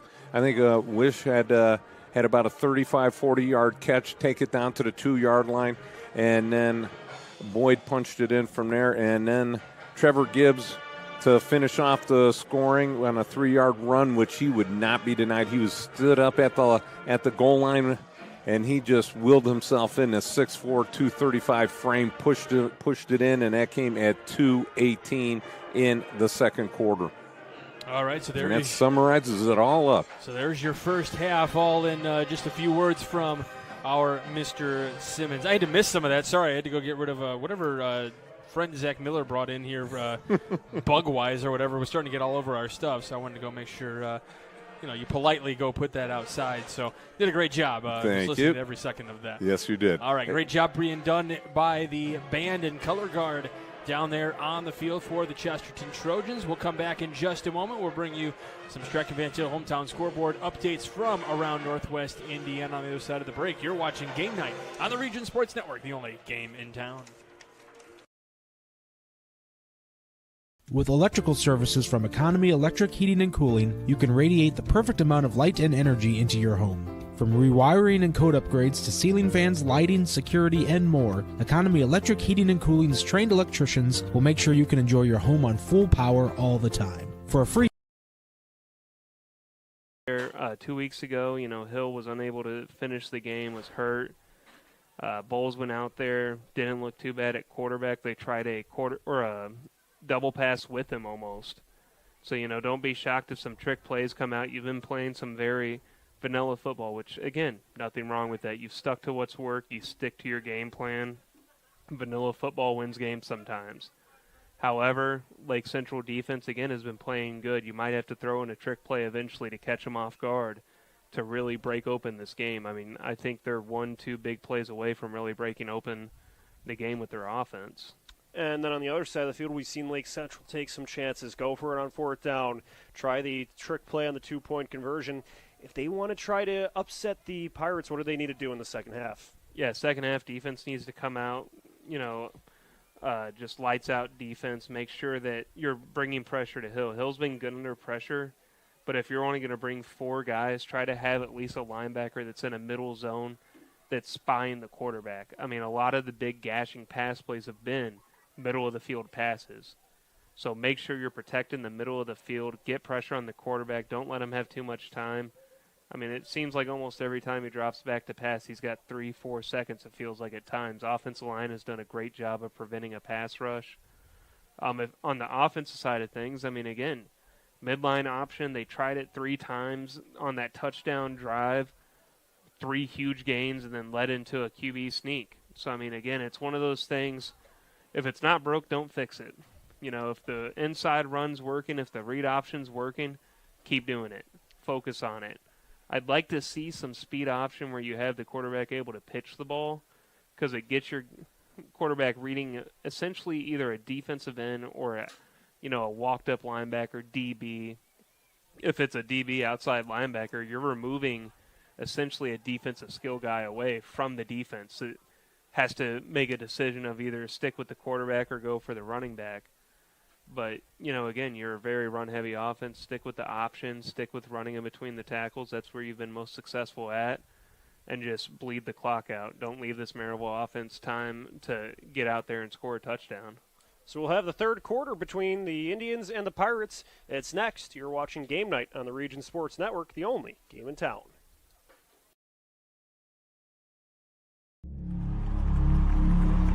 Some see a wrestling match.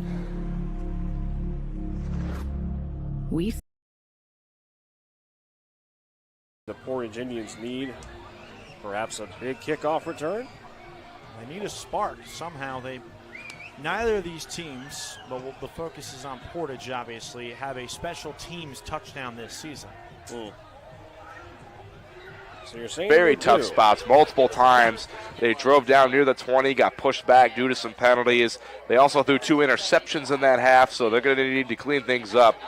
And for Michigan City, it's going to start with a stop on their first drive, and then maybe Trinity Hart and the offense could try to get something going. This LaPorte Slicer defense has played almost flawlessly today.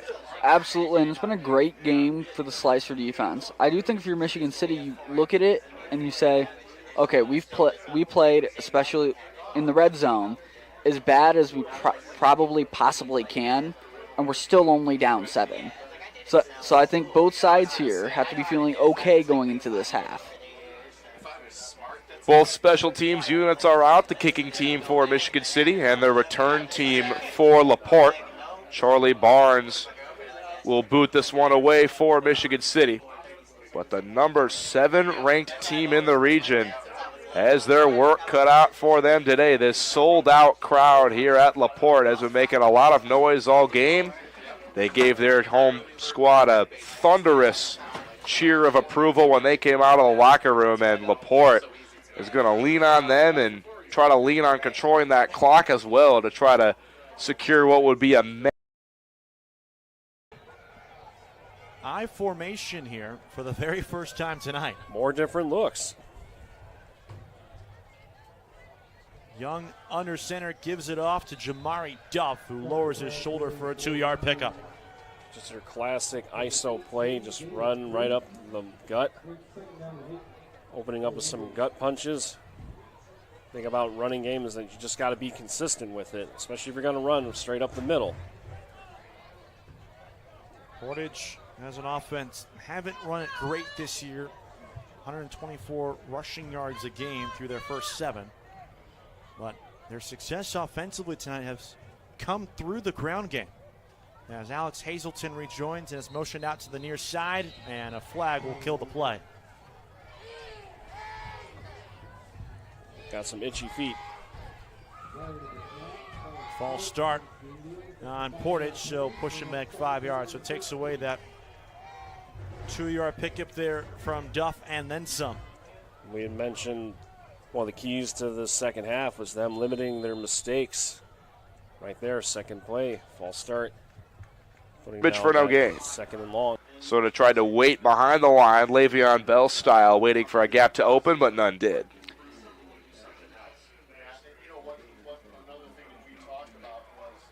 So 2nd and 10, and Michigan City, their defense has played solid. LaPorte drove down and scored on their first drive exclusively on the ground, but other than that, the Slicers have not had any room to move offensively. Yeah, absolutely, and I think their front has really gotten decent push outside of that first drive.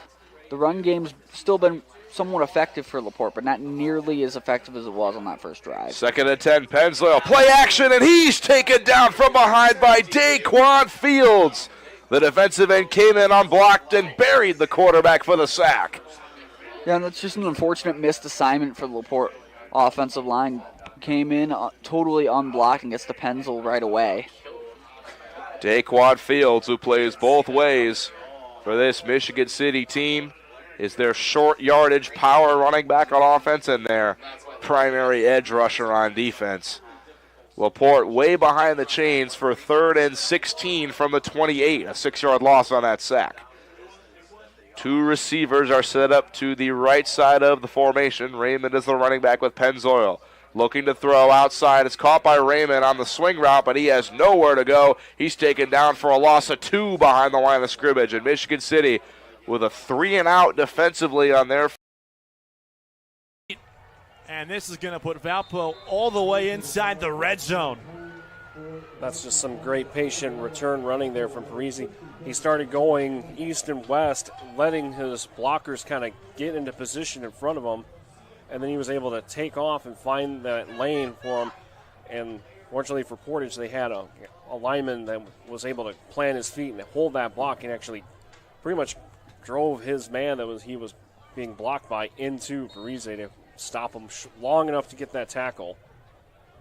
That was a 25-yard return. He now goes in motion to the far side. First play of the second half for the Valparaiso offense, and Finley is gobbled up by Anthony Alanes, the junior, who has only had limited tackles this season. That's his first solo tackle on the entire season. Oh, good one to have.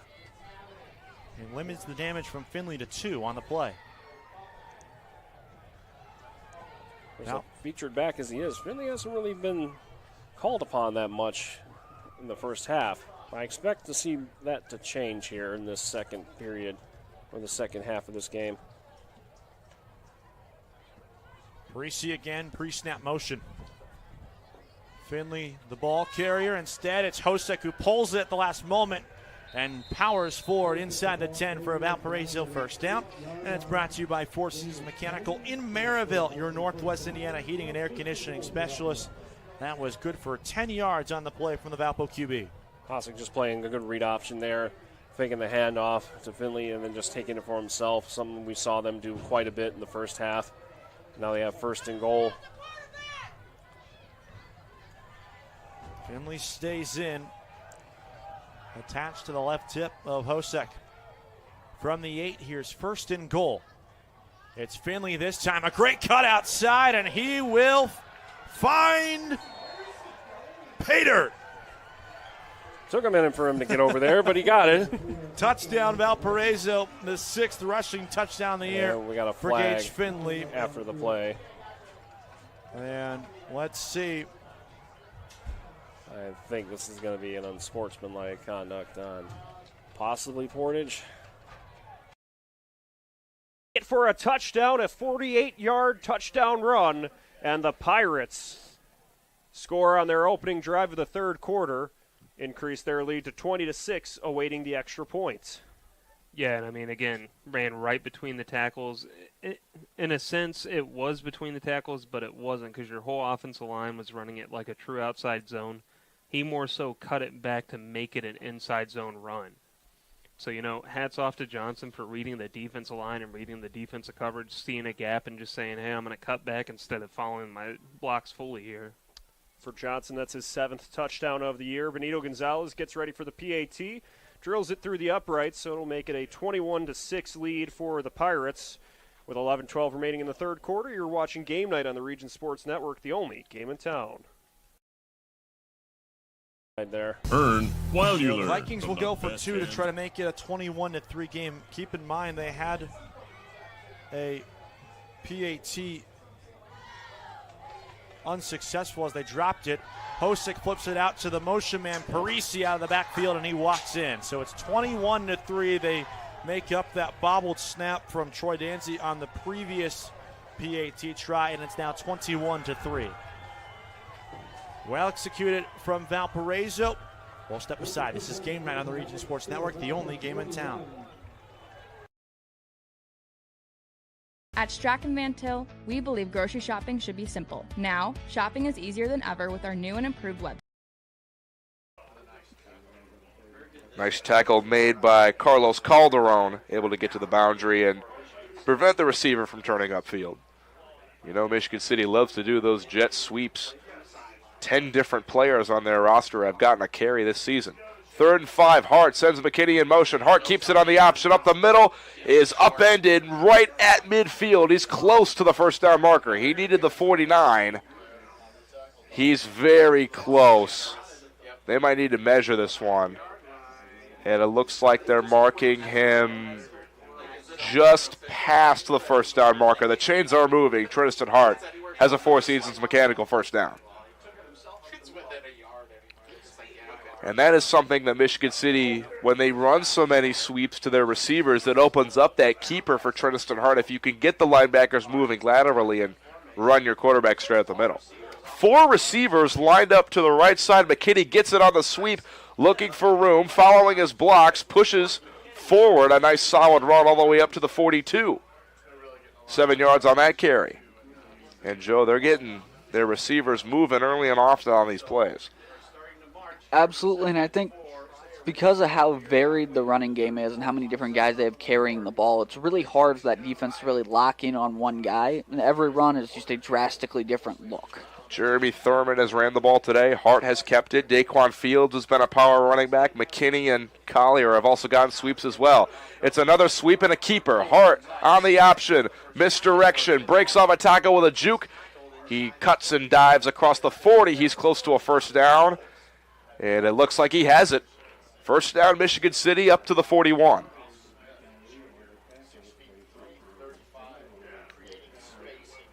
Trinity Hart, 5'9", 170, but he is quick and has a lot of arm talent. Michigan City has eaten up a fair amount of time on this drive. We're already halfway through the third quarter, 5:20 to go in the third. Still 7-0 LaPorte. We've seen no points since their first offensive drive. Hart, play action, fires quickly to the numbers, and it's caught. Near the first down marker, Mikel Laurent may have gotten it with a last-second lunge, and he does have it. Up across the 30 to the 29. A Four Seasons Mechanical first down, and Michigan City is marching. Yep, and we've seen them get to this spot a couple times before and obviously be backed up by penalties, but it is a good sign to see them moving the ball this well. And they've done it in different ways, too. Earlier in the game, they were a little more. Reddick in the shotgun, 3 receivers to his right. They look to the sideline for the play. So Reddick, low snap, play action. Lofts one downfield. And what a catch! It's caught at the 29. Verda with the reception, helping flip the field for the Indians. What a catch there by Verda. And, you know, hats off to Reddick for trusting his receiver, throwing it to where to a receiver. He was like, hey, I'm going to let you fight with the DB. Either you're going to come down with it or you're going to knock it away, make sure he doesn't pick it off. I mean, hats off to the receiver. What a great catch. Stayed focused on the ball, was able to bring it in. Huge first down there. I mean, we've seen 3 passes back-to-back. Lake Central's really flipped the script this second half. Of his varsity career, and Valparaiso's in prime distance to put this one away already in the third quarter. And we had mentioned how the turnover bug was a bad one for them last week, and here it is again. Just looking for that quick pass, like I mentioned. Wheeler was just sitting there waiting, watching his eyes, made that great jump, and Ford was able to converge on him, because otherwise he had a good path in front of him. He could have took that to the house.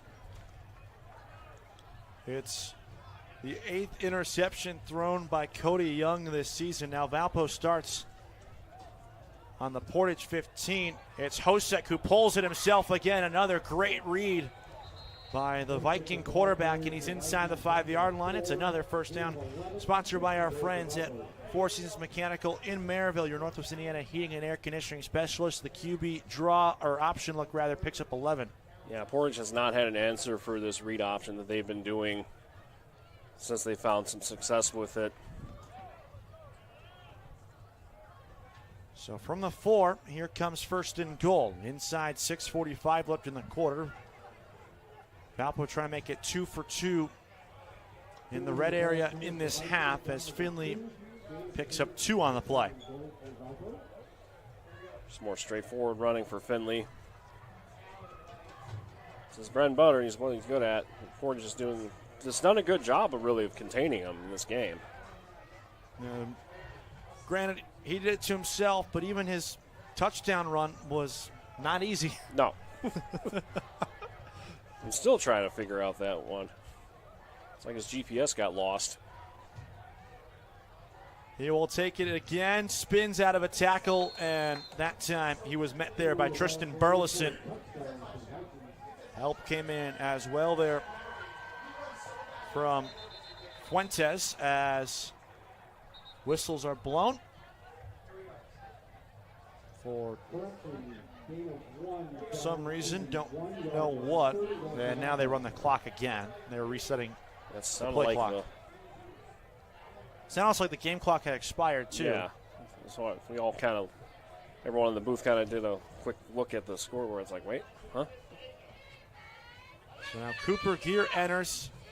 He spares Finley. He drives forward. Did he break the plane? We'll wait for a signal, and still no signal. He's a half yard shy. Some great defensive line play. I didn't catch the number because he was on the bottom of the pile, but someone came in off the edge. It was the initial contact that slowed up the play long enough. 4th down and goal. Valpo hurries up. They're going to go with the Eagle-style tush push, and before that, time was called. Let's see by who? By Portage, their first of the half. They had a late sub coming on. They were trying to avoid the illegal substitution. So Valpo's inside the 1 yard line. We'll take a 30-second break. This is Game Night on the Region Sports Network, the only game in town. Hi. Can't do too much to prevent it. Following the incompletion, it makes it 2nd and 10. Reddick looking to go through the air again, avoiding pressure, slides to the right, and then fires one sidearmed out of bounds. Incomplete. Seems like even when he's not really scrambling to throw out of bounds, he really likes that sidearm throw. But yet again, Lake Central can be its own worst enemy on this drive. You go from doing quick passes, getting good yards off it, to you're trying to go to a long developing play. You can't do long developing plays against a blitz-happy defense, because when you do that, you're making your quarterback sit in the pocket too long. And again, offensive line can only block 5 guys. They can't block 6 guys. So after the incompletion, 3rd down for the Indians, trailing 21-6. Reddick swims out of the pocket, has some room to weave upfield, gets to the 10, and is toppled over. Edwards was able to halt his forward momentum, but it was enough for the Four Seasons Mechanical. The turnover they desperately needed, they come up with on 4th down and goal. And they had so much penetration. I don't think Valpo was going to get that score regardless. But to the benefit of the bounce, Portage now is going to have the ball on their 20 as opposed to their 1 foot line. Yeah. Easy safety territory there for Valpo front 7 that's gotten a lot of great pressure on Cody Young. Minutes to go, trying to punch this one in here. They'll send 3 receivers to the left side of the line. Reddick's going to roll to the right. Turley, his lead blocker, and then Horton will drag him down inside the 5. If I'm Lake Central here, honestly, you might hand off. Either you're going to coming up here from the 8. Handoff, Gurnick off to the left side. He keeps bouncing off the defenders and into the end zone for another Crown Point touchdown. Well, we got a late flag after the play. It looks like somebody from the offensive line of Crown Point just body slammed somebody in the end zone, so it's going to be a penalty, but it's well after the play, so want to see what they do, if they take it on the extra point or. 2 tight ends to the left side of the line. Reddick gives it to Turley, and he will walk into the end zone on the right side of the line. Jacob Turley answers back for the Indians. And that was a long drive, too. They got the ball with just over 11 minutes left in the 3rd quarter. They brought it down a whole 6 minutes almost. I mean, that's a long drive, and that's what you need to do. You keep this Maryville offense off the field, drive down the field, make it a long drive. Again, this Lake Central offense outside the first drive, I mean, they've only had 3 offensive drives. And of the 3, 2 have led to touchdowns. But now, if you're Lake Central, almost think you go for 2 here. Because, I mean, you're down 12-21. If you go for 2 and get it, you're down a touchdown you're down a touchdown and 2-point conversion if you make this. So they have Olenkemp out for the PAT. The snap, the hold, the kick. Off the upright. Olenkemp sends it off the left upright, so it's no good. So the score remains 21-12 with 5:59 to play in the 3rd quarter. You're watching Game Night on the Region Sports Network, the only game in town.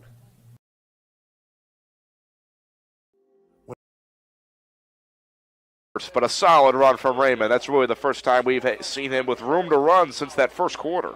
Absolutely. Michigan City's really keyed in on stopping him. I just think watching the strength and the power that he runs with is really remarkable to watch. So Laporte up across the 50 into Michigan City territory, 3rd and 1.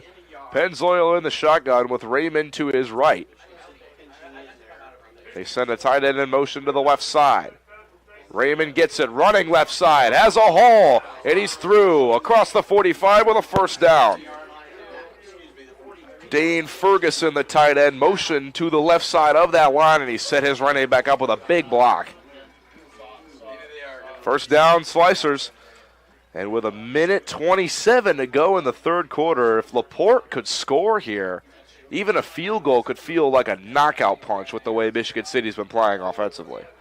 Yeah, absolutely. There's a lot of game left, but the way this Laporte defense is playing and some of the penalties that Michigan City is having throughout this game, it's hard to imagine them putting together a couple scoring drives. First here. and 10 for the 42. Raymond lowers the shoulder. He's tackled after a gain of 2 up to the 40 is where he stopped. Under 1 minute to go in the third quarter. 7-0 the lead for the Laporte Slicers. I'll tell you, this crowd has been on the edge of their seat the entire night, and they are ready to explode.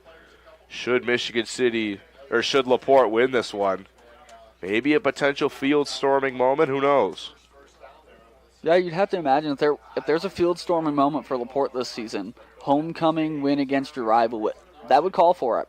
2nd and 8. Only one receiver, Matsky, to the right side. Raymond is the running back.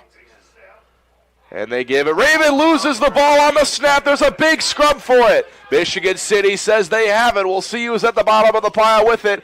And it is Michigan City. Reed Raymond did not get a clean handle on the snap, fumbled it, and the Wolves will take over from the 41-yard line. And that's a critical error for Laporte there. You've been controlling this game, and you've done a great job stopping Michigan City, but now you're handing the ball to them around midfield again. 2nd down and 12 coming here. Boyd looking to throw, looks to his left. Pass is going to be caught by Wish at the 45-yard line. Yeah, Wish did a great job catching that ball at the high point, sort of slowed down, turned back, opened up his hips, caught that ball at the high point. Defensive back for Crown Point just got there a little bit late. Oscar Biasi got there just a split second too late. Now I say that football's a game of inches. It was right there. Biasi he was watching the ball but did not accelerate to it. Well, we talked about during the halftime kind of that development. That's a pass Boyd when he's got the time, makes accurate passes, yes. Even with pressure coming into his. Dog pile on it. Nick has Valpo ball. Let's see. It is. Oh. A costly turnover for Cody Young, who may have done just a little bit too much there on that play to extend it. And he coughs it up. It's the second straight drive that ends in a turnover for Portage. And earlier, as the first half was winding down, he had a similar play where he called his own number and was running. He made a kind of a spin move and a jump like that. And Valpo had their hands on the ball and nearly plucked it out then. And here it looks like he didn't get away this time. And the turnover bug again. That's the second takeaway for the Vikings. Their defense now has 10 on the year. 5 fumble recoveries, 5 interceptions. Gage Finley's back in there, and he throws the shoulder at a guy for a 1.5-yard pickup. So I think he's okay. The license plate's number 1, in case you were wondering. Just low, like that was. Obviously, you're going to decline it because now you're on the opponent's 15 compared to being on their own 40.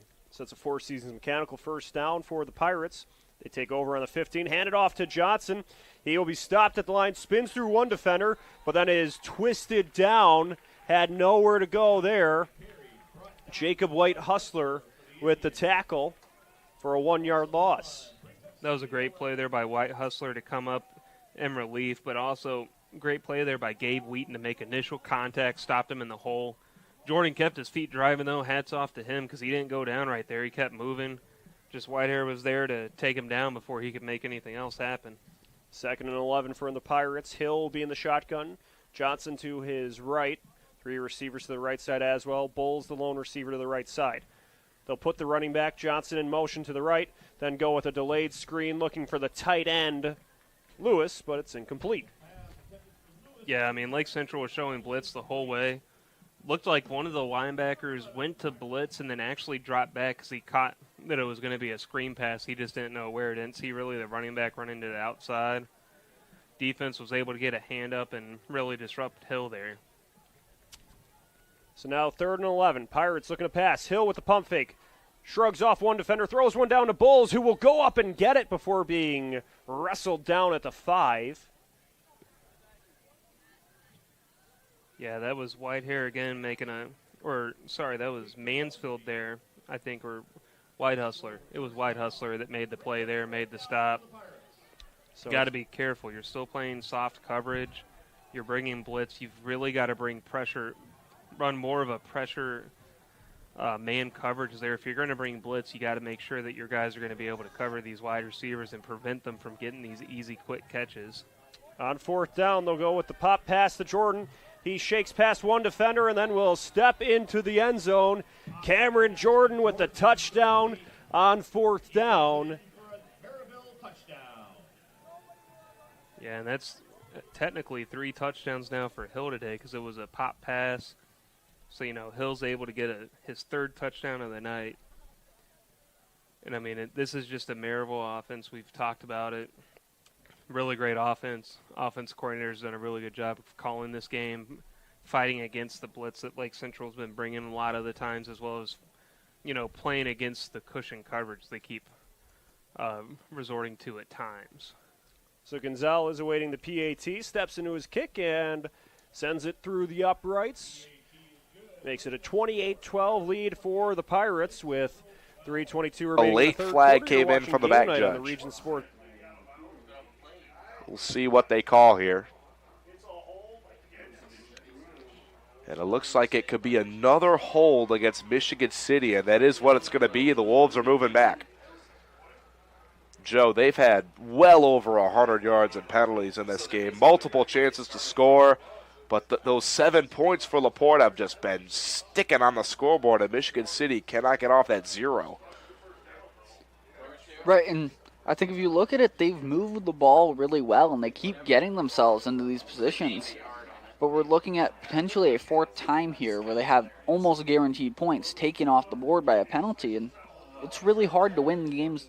And then they just told Tristan Hart, go get the 1st. Absolutely, and I think because you have so much speed and so much explosiveness on the outside, that LaPorte's defenders have got to commit to that, and that leaves Tristan Hart plenty of room to run. 1st and 10 for the 25. Another off-tackle run. Thurman gets to the boundary. A nice solid carry up the sidelines across the 20.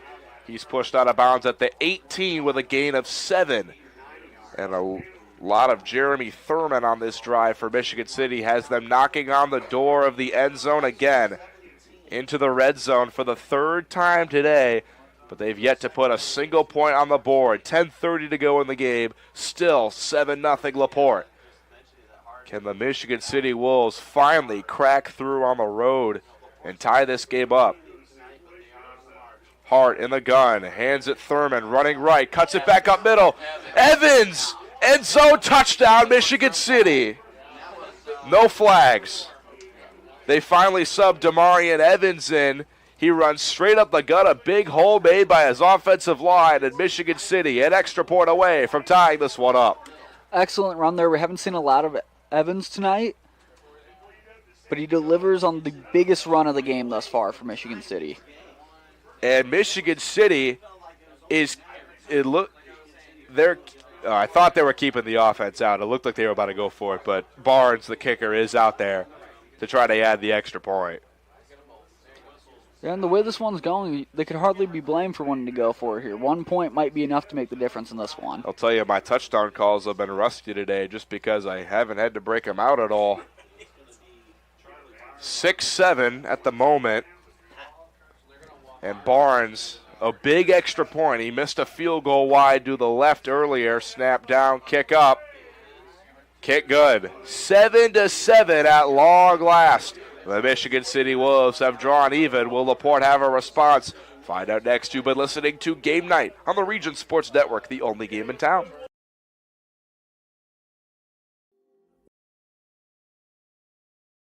Yeah, Summers does a nice job letting his blockers. It looked like the guard from the left side pulled across the formation, led him up into the hole, and he just sort of got right. He put his hand up right on his hip and just fouled him through the hole. Great job.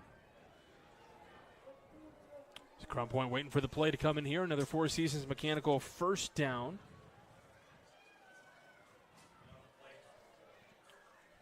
You were talking during the timeout of, guys that you've worked with in the past, trying to get them to laugh. Got me to laugh right away. Oh. Trying to get Wayne Randazzo to laugh, the great Wayne Randazzo. Give to Shutt out across the 20. Yeah, Wayne Randazzo, I'm trying to think, was he with the Mets this past year, wasn't he? Los Angeles Angels. Oh, all right. He used to be with the Mets, yes. He used to be. That's the last time I heard from him, he was with the Mets, and now he's moved on, and I'm still here. He even calls games for Apple TV. Oh, nice. Well, this is my 19th season here. Look at you. 25th season for the Region Sports Network this year.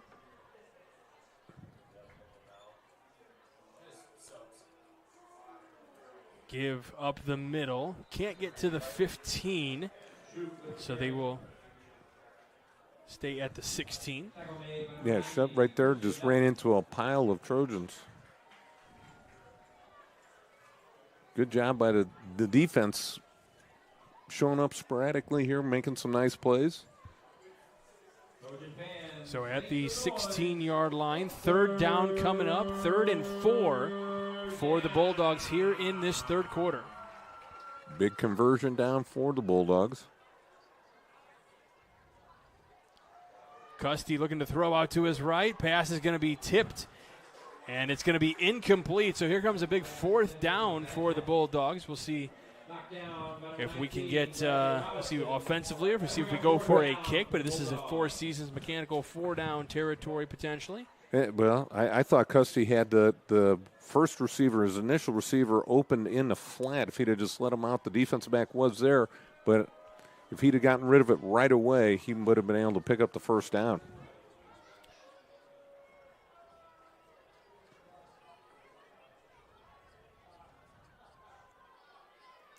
Gibbs in motion from right to left. Pass up the middle, pass at the 5, running into the end zone and in for the touchdown. Number 11 for the Trojans. And that is Logan Urbanchik. Urbanchik did a nice job. Trying to get out of his own end zone is Quarles, and he's pushed back down to the 3. So they've gone backwards on each of their first 2 plays. They tried the misdirection, but Valpo sniffed it out. Yeah, the Vikings were not fooled on that at all. They were tracking him the whole way. The pitch went out, and the minute he had the ball, he had like 3 green helmets sitting in front of him, ready for him to say hi. And now the sticks are growing further apart. They need 12 here on 3rd down. It's the second time in this second half where they've been behind schedule on their own accord. McClatchy goes in motion. They fake it to him. Young will take a shot far sideline looking for an open man. He had him, and it goes through the hands of DeMarcus Jenkins. That's his first target on the night.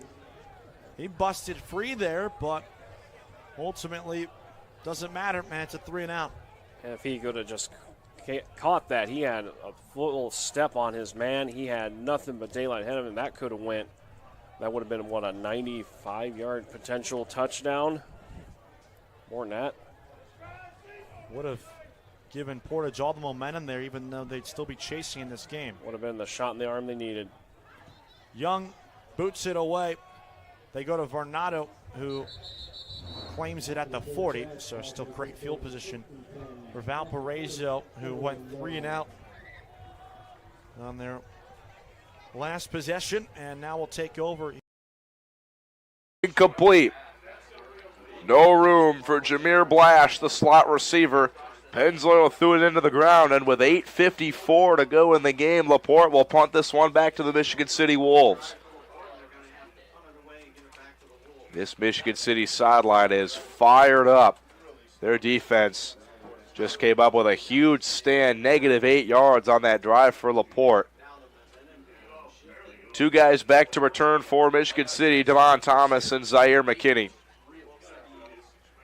Enrique Gonzalez, high snap, he jumps to catch it. It's almost blocked. Gonzalez gets it away at the last second. High kick, bounces at the 45, rolling to the 40 is where LaPorte will down it and where Michigan City will take over. We have flags back near the line of scrimmage of this play. Flag down on the far side of the field.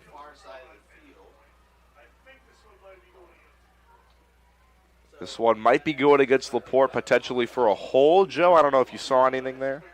I did not see a hold on that play. Well, it looks like it is holding against Michigan City is the call. So they'll be backed up from the 40 to the 30. They'll have 70 yards to go with 8:41 to try to take the lead for the first time today. And we know they can move the ball, so the idea that they can get down there is not necessarily crazy. I do think we have to start asking, can they get out of their own way? Obviously, we've seen mistakes all game, but, even on a punt, you get a hold and you're backed up. 1st and 10, Michigan City from the 30-yard line. 8:40 to go in the game, 7-7. LaPorte scored on their first drive of the game. Michigan City scored on their first drive of the fourth quarter. Hart gets the snap, hands it on the sweep. Nick Stewart, the tiny, small slot receiver looking for room along the sideline. Stewart has the longest catch of the game today for Michigan City, a 40-yard catch back in the second quarter. Got from the 10 all the way up to midfield. They're giving him 5 yards on the sweep run. 2nd and 5 from the 35 upcoming. Stewart stands at just 5'7", 170, but he's quick. 4 wide for Michigan City, 2 on each side. Faudner Hard to boot it with Devin Fadley awaiting the kick. 8:30 and counting in the football game. Low snap, Faudner gets it away. Fadley will claim it at the 5. So that's another interesting decision made there from Devin Fadley. He was standing on the 20 at the last punt, let it roll down. Valpo down inside the 5 on a ball that was probably going to bounce in the end zone without major backspin. He calls for the fair catch at the 5. Yeah.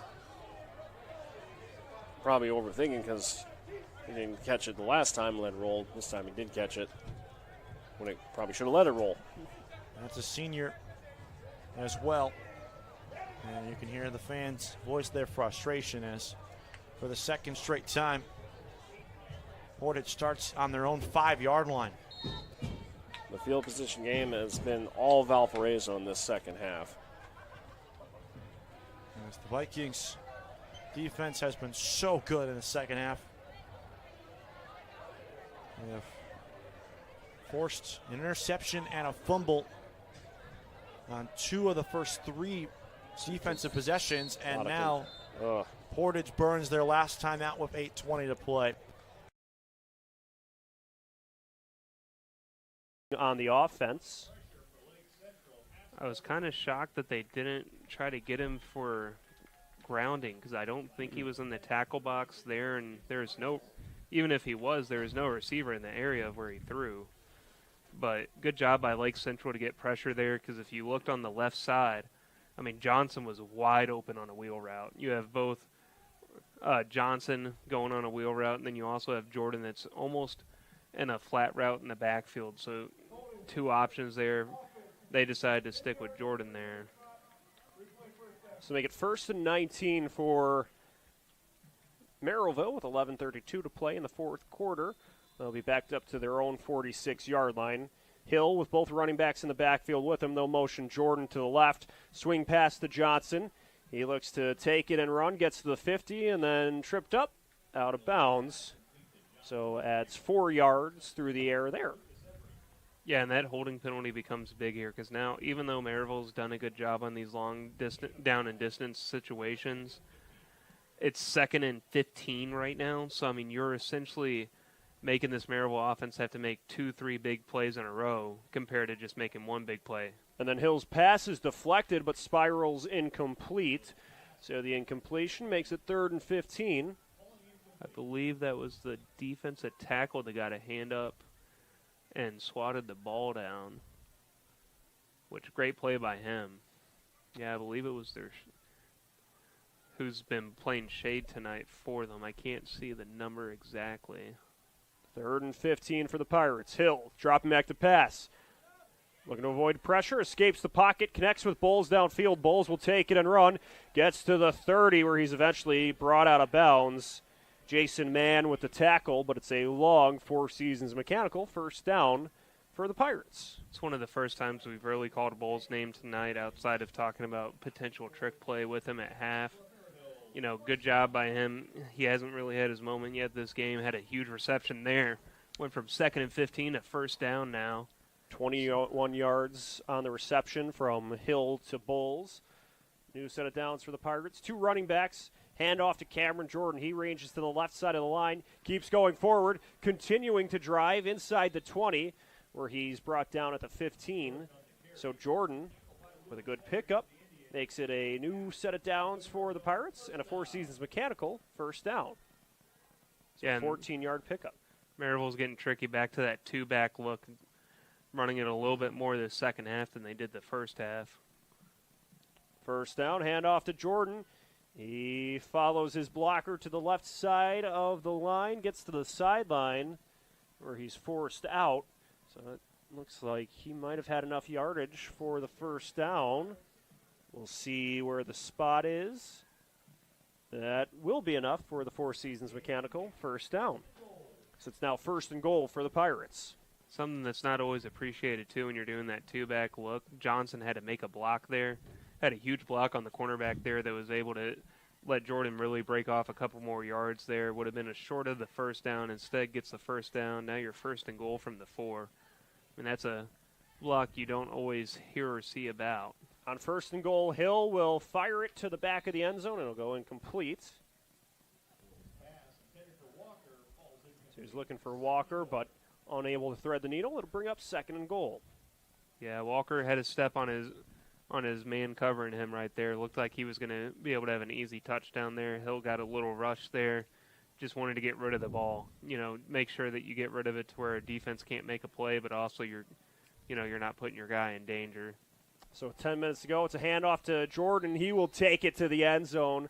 So Cameron Jordan with his 2nd touchdown of the 3rd quarter will make it a 34-12 lead for the Pirates.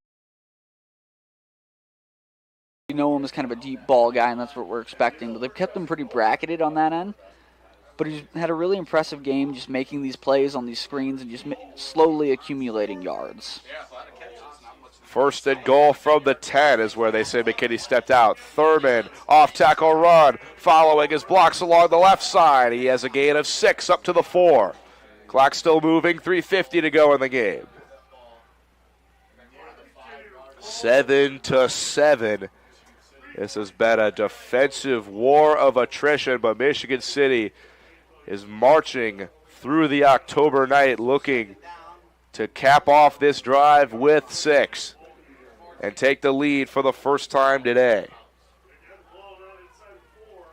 Ball's at the 4, under 3:30 to go. 10 left on the play clock for Michigan City. They're still looking to the sidelines. 5 on the play clock. Hart in the gun, gets the snap, keeps it. Hart, Tristan Hart stood up at the goal line. He's very close. Is he in? They're going to call him down at the 1. 3 minutes to go on the game clock moving. And I'll tell you, Jeremy Thurman should be lucky Tristan Hart kept that one because Lucas Marshall came in unblocked and hammered him, but he didn't have the ball. 2:40 to go. 3rd and goal from the 1. LaPorte needs a push on their defensive line. The Michigan City side of the stadium starting to make some noise. 2:23 2:05 to go in the game. Play clock winding down. Michigan City will call timeout. We'll keep it here for 3rd and goal from the 1. Is it, Joe? Is this a spot where you bring Fields in? I think you've got to consider it. I also think the opportunity of running an option with him and Tristan Hart makes a decent amount of sense. Hart's ran the ball really well on this drive. 7-7. This LaPorte Slicer crowd has been completely deflated. They led for all 3 quarters to start this game. Michigan City tied things up at the start of the 4th, and some miscues and mistakes from LaPorte see them in danger of losing this lead, or being behind for the first time today. Right, and I think if you came into this game and you said, okay, we're going to hold them to 0 through the first 3 quarters, and we're going to dominate time of possession, we're going to do all that, you'd expect that, okay, going into the 4th quarter, the end of the 4th quarter here, you're up by a decent chunk, and, it's a tie game here, and that just goes to show how explosive this Michigan City offense can be at times. And 3rd and goal from the 1. 2 running backs to either side of Tristan Hart. 1 receiver to the left, 2 to the right. Ball at the left hash. Hart gets the snap, hands it Thurman, follows his blocks, and he's in standing. Touchdown, Michigan City. They take the lead for the first time today, up 13-7. They have silenced this Slicer crowd.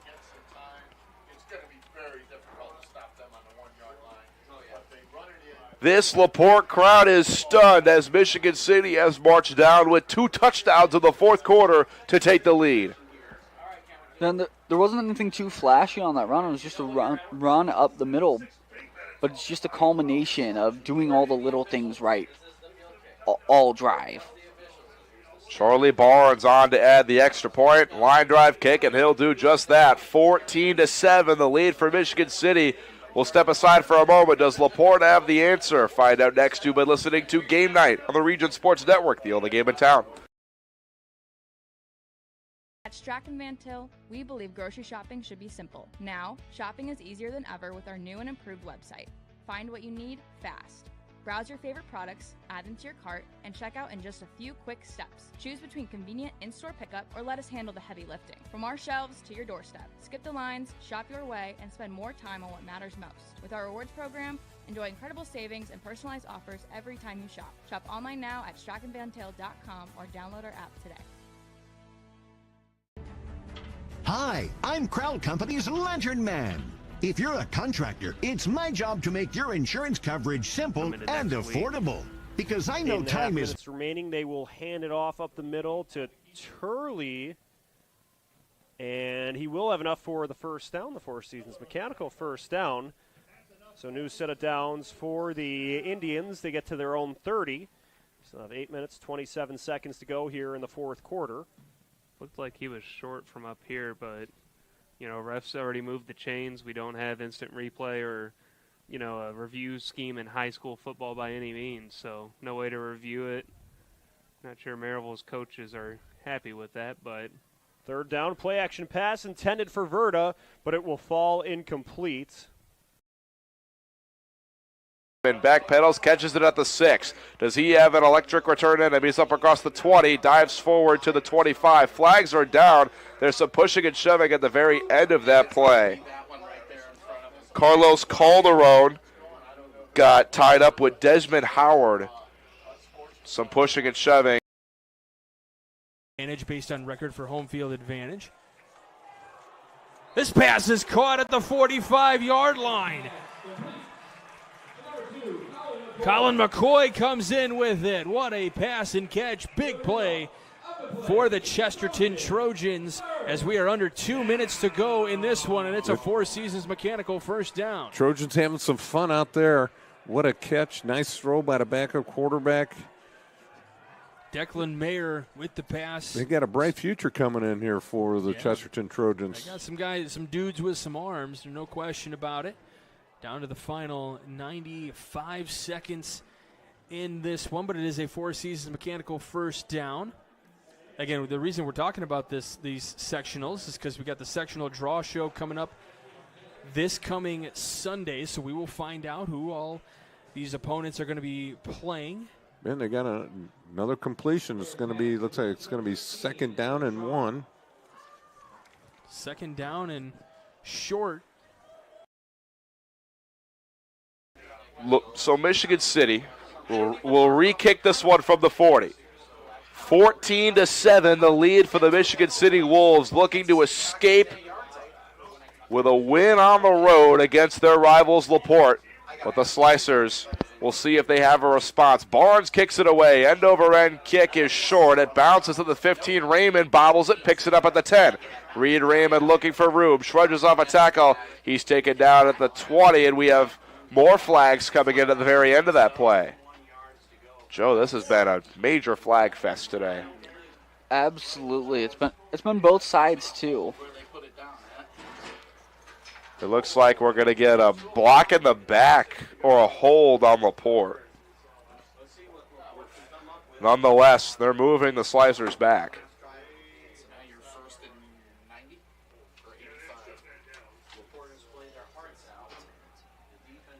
First and 10, LaPorte.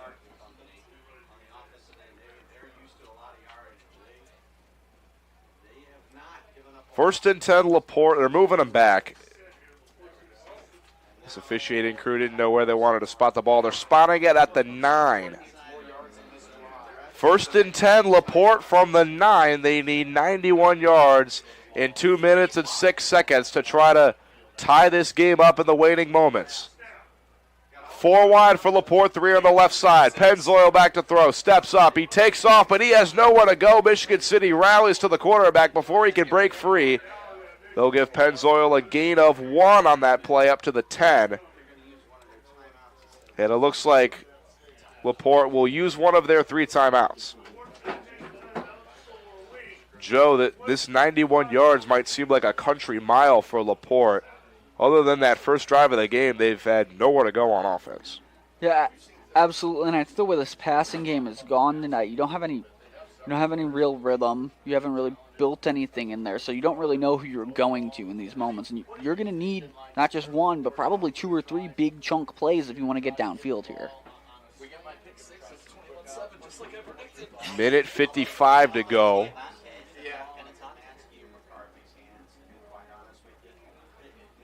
We'll see what the Slicers have up the bag of tricks.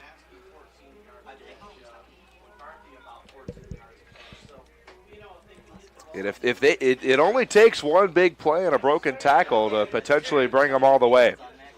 4 wide, 3 to the left side, 1 to the right side. Pennzoil will take the snap out of the shotgun with Raymond to his right. Michigan City brings 5. Raymond on the ground, and he's tackled for a loss. That run is blown up back to the 7-yard line. Michigan City, this front has been absolutely ferocious, and it's 3rd and 14. LaPorte needs to hurry. Minute 35 to go. Pennzoil back to throw from his own end zone. Steps up deep down the sidelines, and it's incomplete. Out of the reach of Blash, and it's 4th and long for LaPorte. Michigan City, 1 play, 1 stop away from stealing this game on the road when it looked like LaPorte was in control all game. 4th and 14. They need something across the 20, and they're at the 6. 4 wide, 3 to the left, 1 to the right. Raymond in the backfield with Pennzoil. Michigan City showing pressure. They break 5. Pennzoil in his own end zone, rolling out, and he's taken down for a safety. No, they didn't give it to him. They're not. Pennzoil sacked. It looks like Pennzoil was just out of the end zone. No safety on the play, but Michigan City is set up at the half-yard line, and that should do it.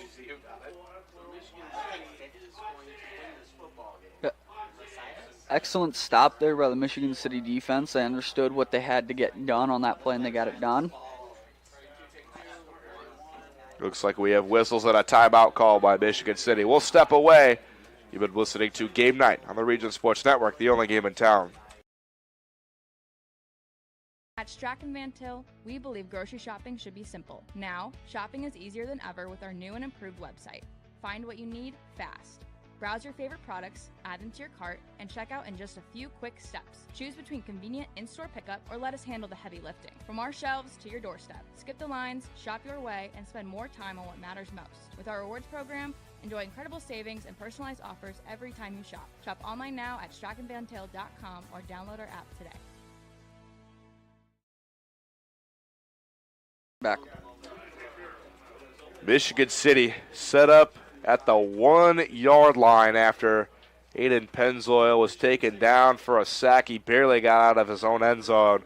And we'll see if Michigan City tries to punch this one in. 1:23 to go in the game. The LaPorte fans are starting to file out of this one.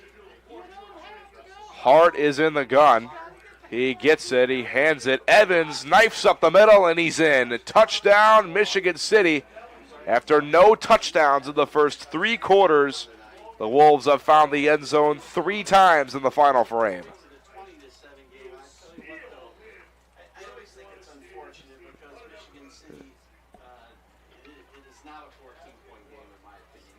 Michigan City has put the mask on, and they have completed a robbery of this game, Joe. Yeah, absolutely.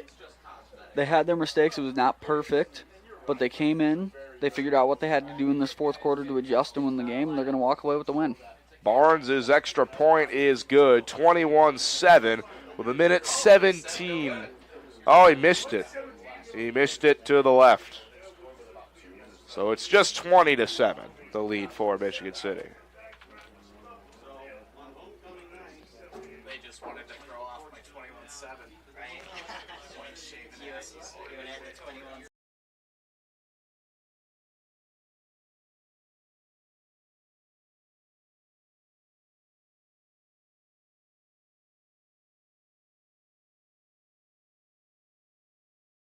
We'll get a new set of downs. Inside the 20, Reddick dropping back to pass. Was hit as he threw, fires one towards Verta in the end zone, and there will be pass interference on that one.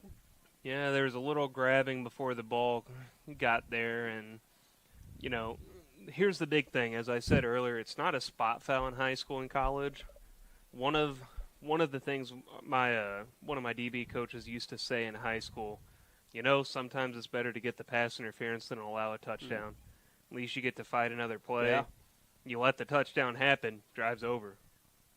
So it's just an unfortunate place to have it, though, because now you go from having them at 2nd and 10 with a incredible pass breakup to it's going to be probably first and goal from the 7, it looks like, or the 8.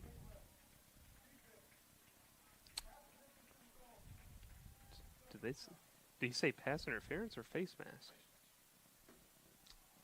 I believe he said face mask. I didn't see a face mask there necessarily, but... So first down, Reddick trying to pass. The pocket's collapsing around him, and then he falls down to one knee and throws it away. Had Q-Ron Moore just steps away from him as he had to just fire that one incomplete. Yeah, he did a good job of just getting rid of the ball, not necessarily trying to force a play in the end zone. You get to live to see it another down right now, so... You know, 6 minutes left in this game. I can imagine if Maryville gets the ball back, they're just going to bleed the clock out and end the game. They're not going to try to score fast or quick or anything like that. 2nd and a yard to go from the 8. Reddick hands it off to Turley, who leans forward and tumbles into the end zone for a touchdown. That was an example, again, of this Lake Central offensive line. When it comes to the interior run game, they have done a terrific job of opening holes and allowing the running backs and also Reddick to really be able to decide where they want to go, where they want to run. So hats off to this offensive line. They've been, like I said, attacking the run game well. Pass game, just unfortunate. Oh, they're not going to call. Pennzoil deep, and he's picked off. Intercepted by Mikel Laurent, and that will wrap things up. Michigan City steals the win at LaPorte. And they can head home north with a rivalry game W. Yeah, and this one feels great. Obviously, it was messy a lot of this game, they had to come back. They had to take the win at the end. But it was a great effort in the fourth quarter, and there's a lot to feel good about. A couple knees from Trinidad Hart will sew this one up. And LaPorte can't help but feel just deflated after this game. They were really close to a win, had the lead going into the fourth quarter, but just couldn't capitalize on it.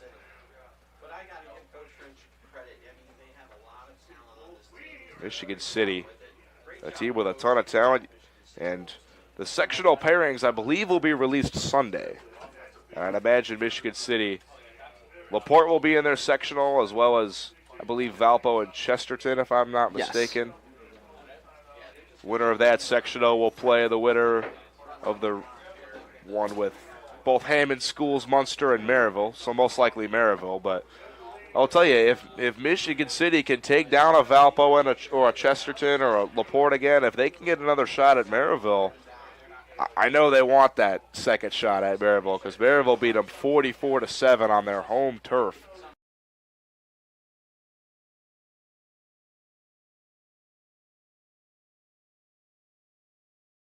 In fact, you don't want to cough the ball up as you're getting hit there. I mean, I pity the kick return team, man. Especially at the high school, college level. I always joked with my buddy that was on kick return. I asked him one time, I was like, man, it must suck to be on kick return. He goes, I would rather be on kickoff every time because he goes, I get at least a 10-yard head start running. Yeah.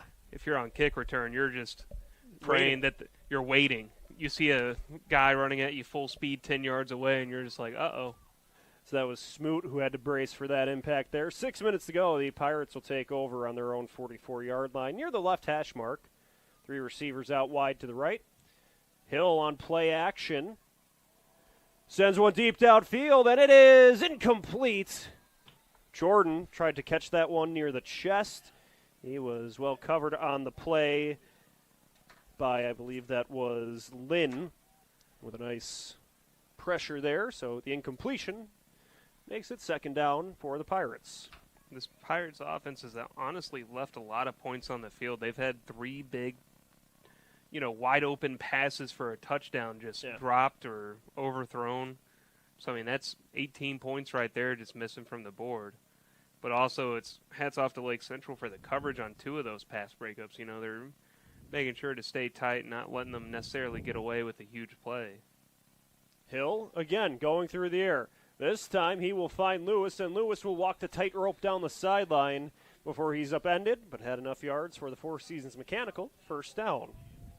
Yeah, when you're a DB and a tight end's running at you right there full speed, sometimes it's better to just brace for impact, as we saw Smoot do on the kickoff return, but instead of bracing for impact and holding on to the ball, kind of just go for a lower tackle trying to bring them down. 5.5 minutes remaining. Again, the Pirates are going to pass. Hill fires one deep downfield towards Bogart, and he makes the catch, stopped at the 5. So a long pitch and catch between Michael Hill and Dermont Bogart, and it's good for a Four Seasons Mechanical first down. I'm shocked that they're throwing the ball right now. I mean, you've got 5 minutes left in the game. You're up 3 scores.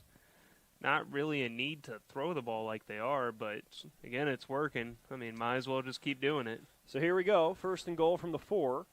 Hill and Johnson in the backfield. They put Jordan in motion. Hill's going to keep it. He's got room along the left side. He'll turn the corner and scamper into the end zone. So Michael Hill, after a few touchdowns through the air, picks up one on the ground and brings the Pirates to 41 points. Is that his 3rd or 4th touchdown of the game with passing? Let's see. I'll do some quick counting on air. He had 2 passing touchdowns in the first half, 2 passing touchdowns in the second half, and now a rushing touchdown. So, he's at 5 touchdowns. Wow. I'm sorry.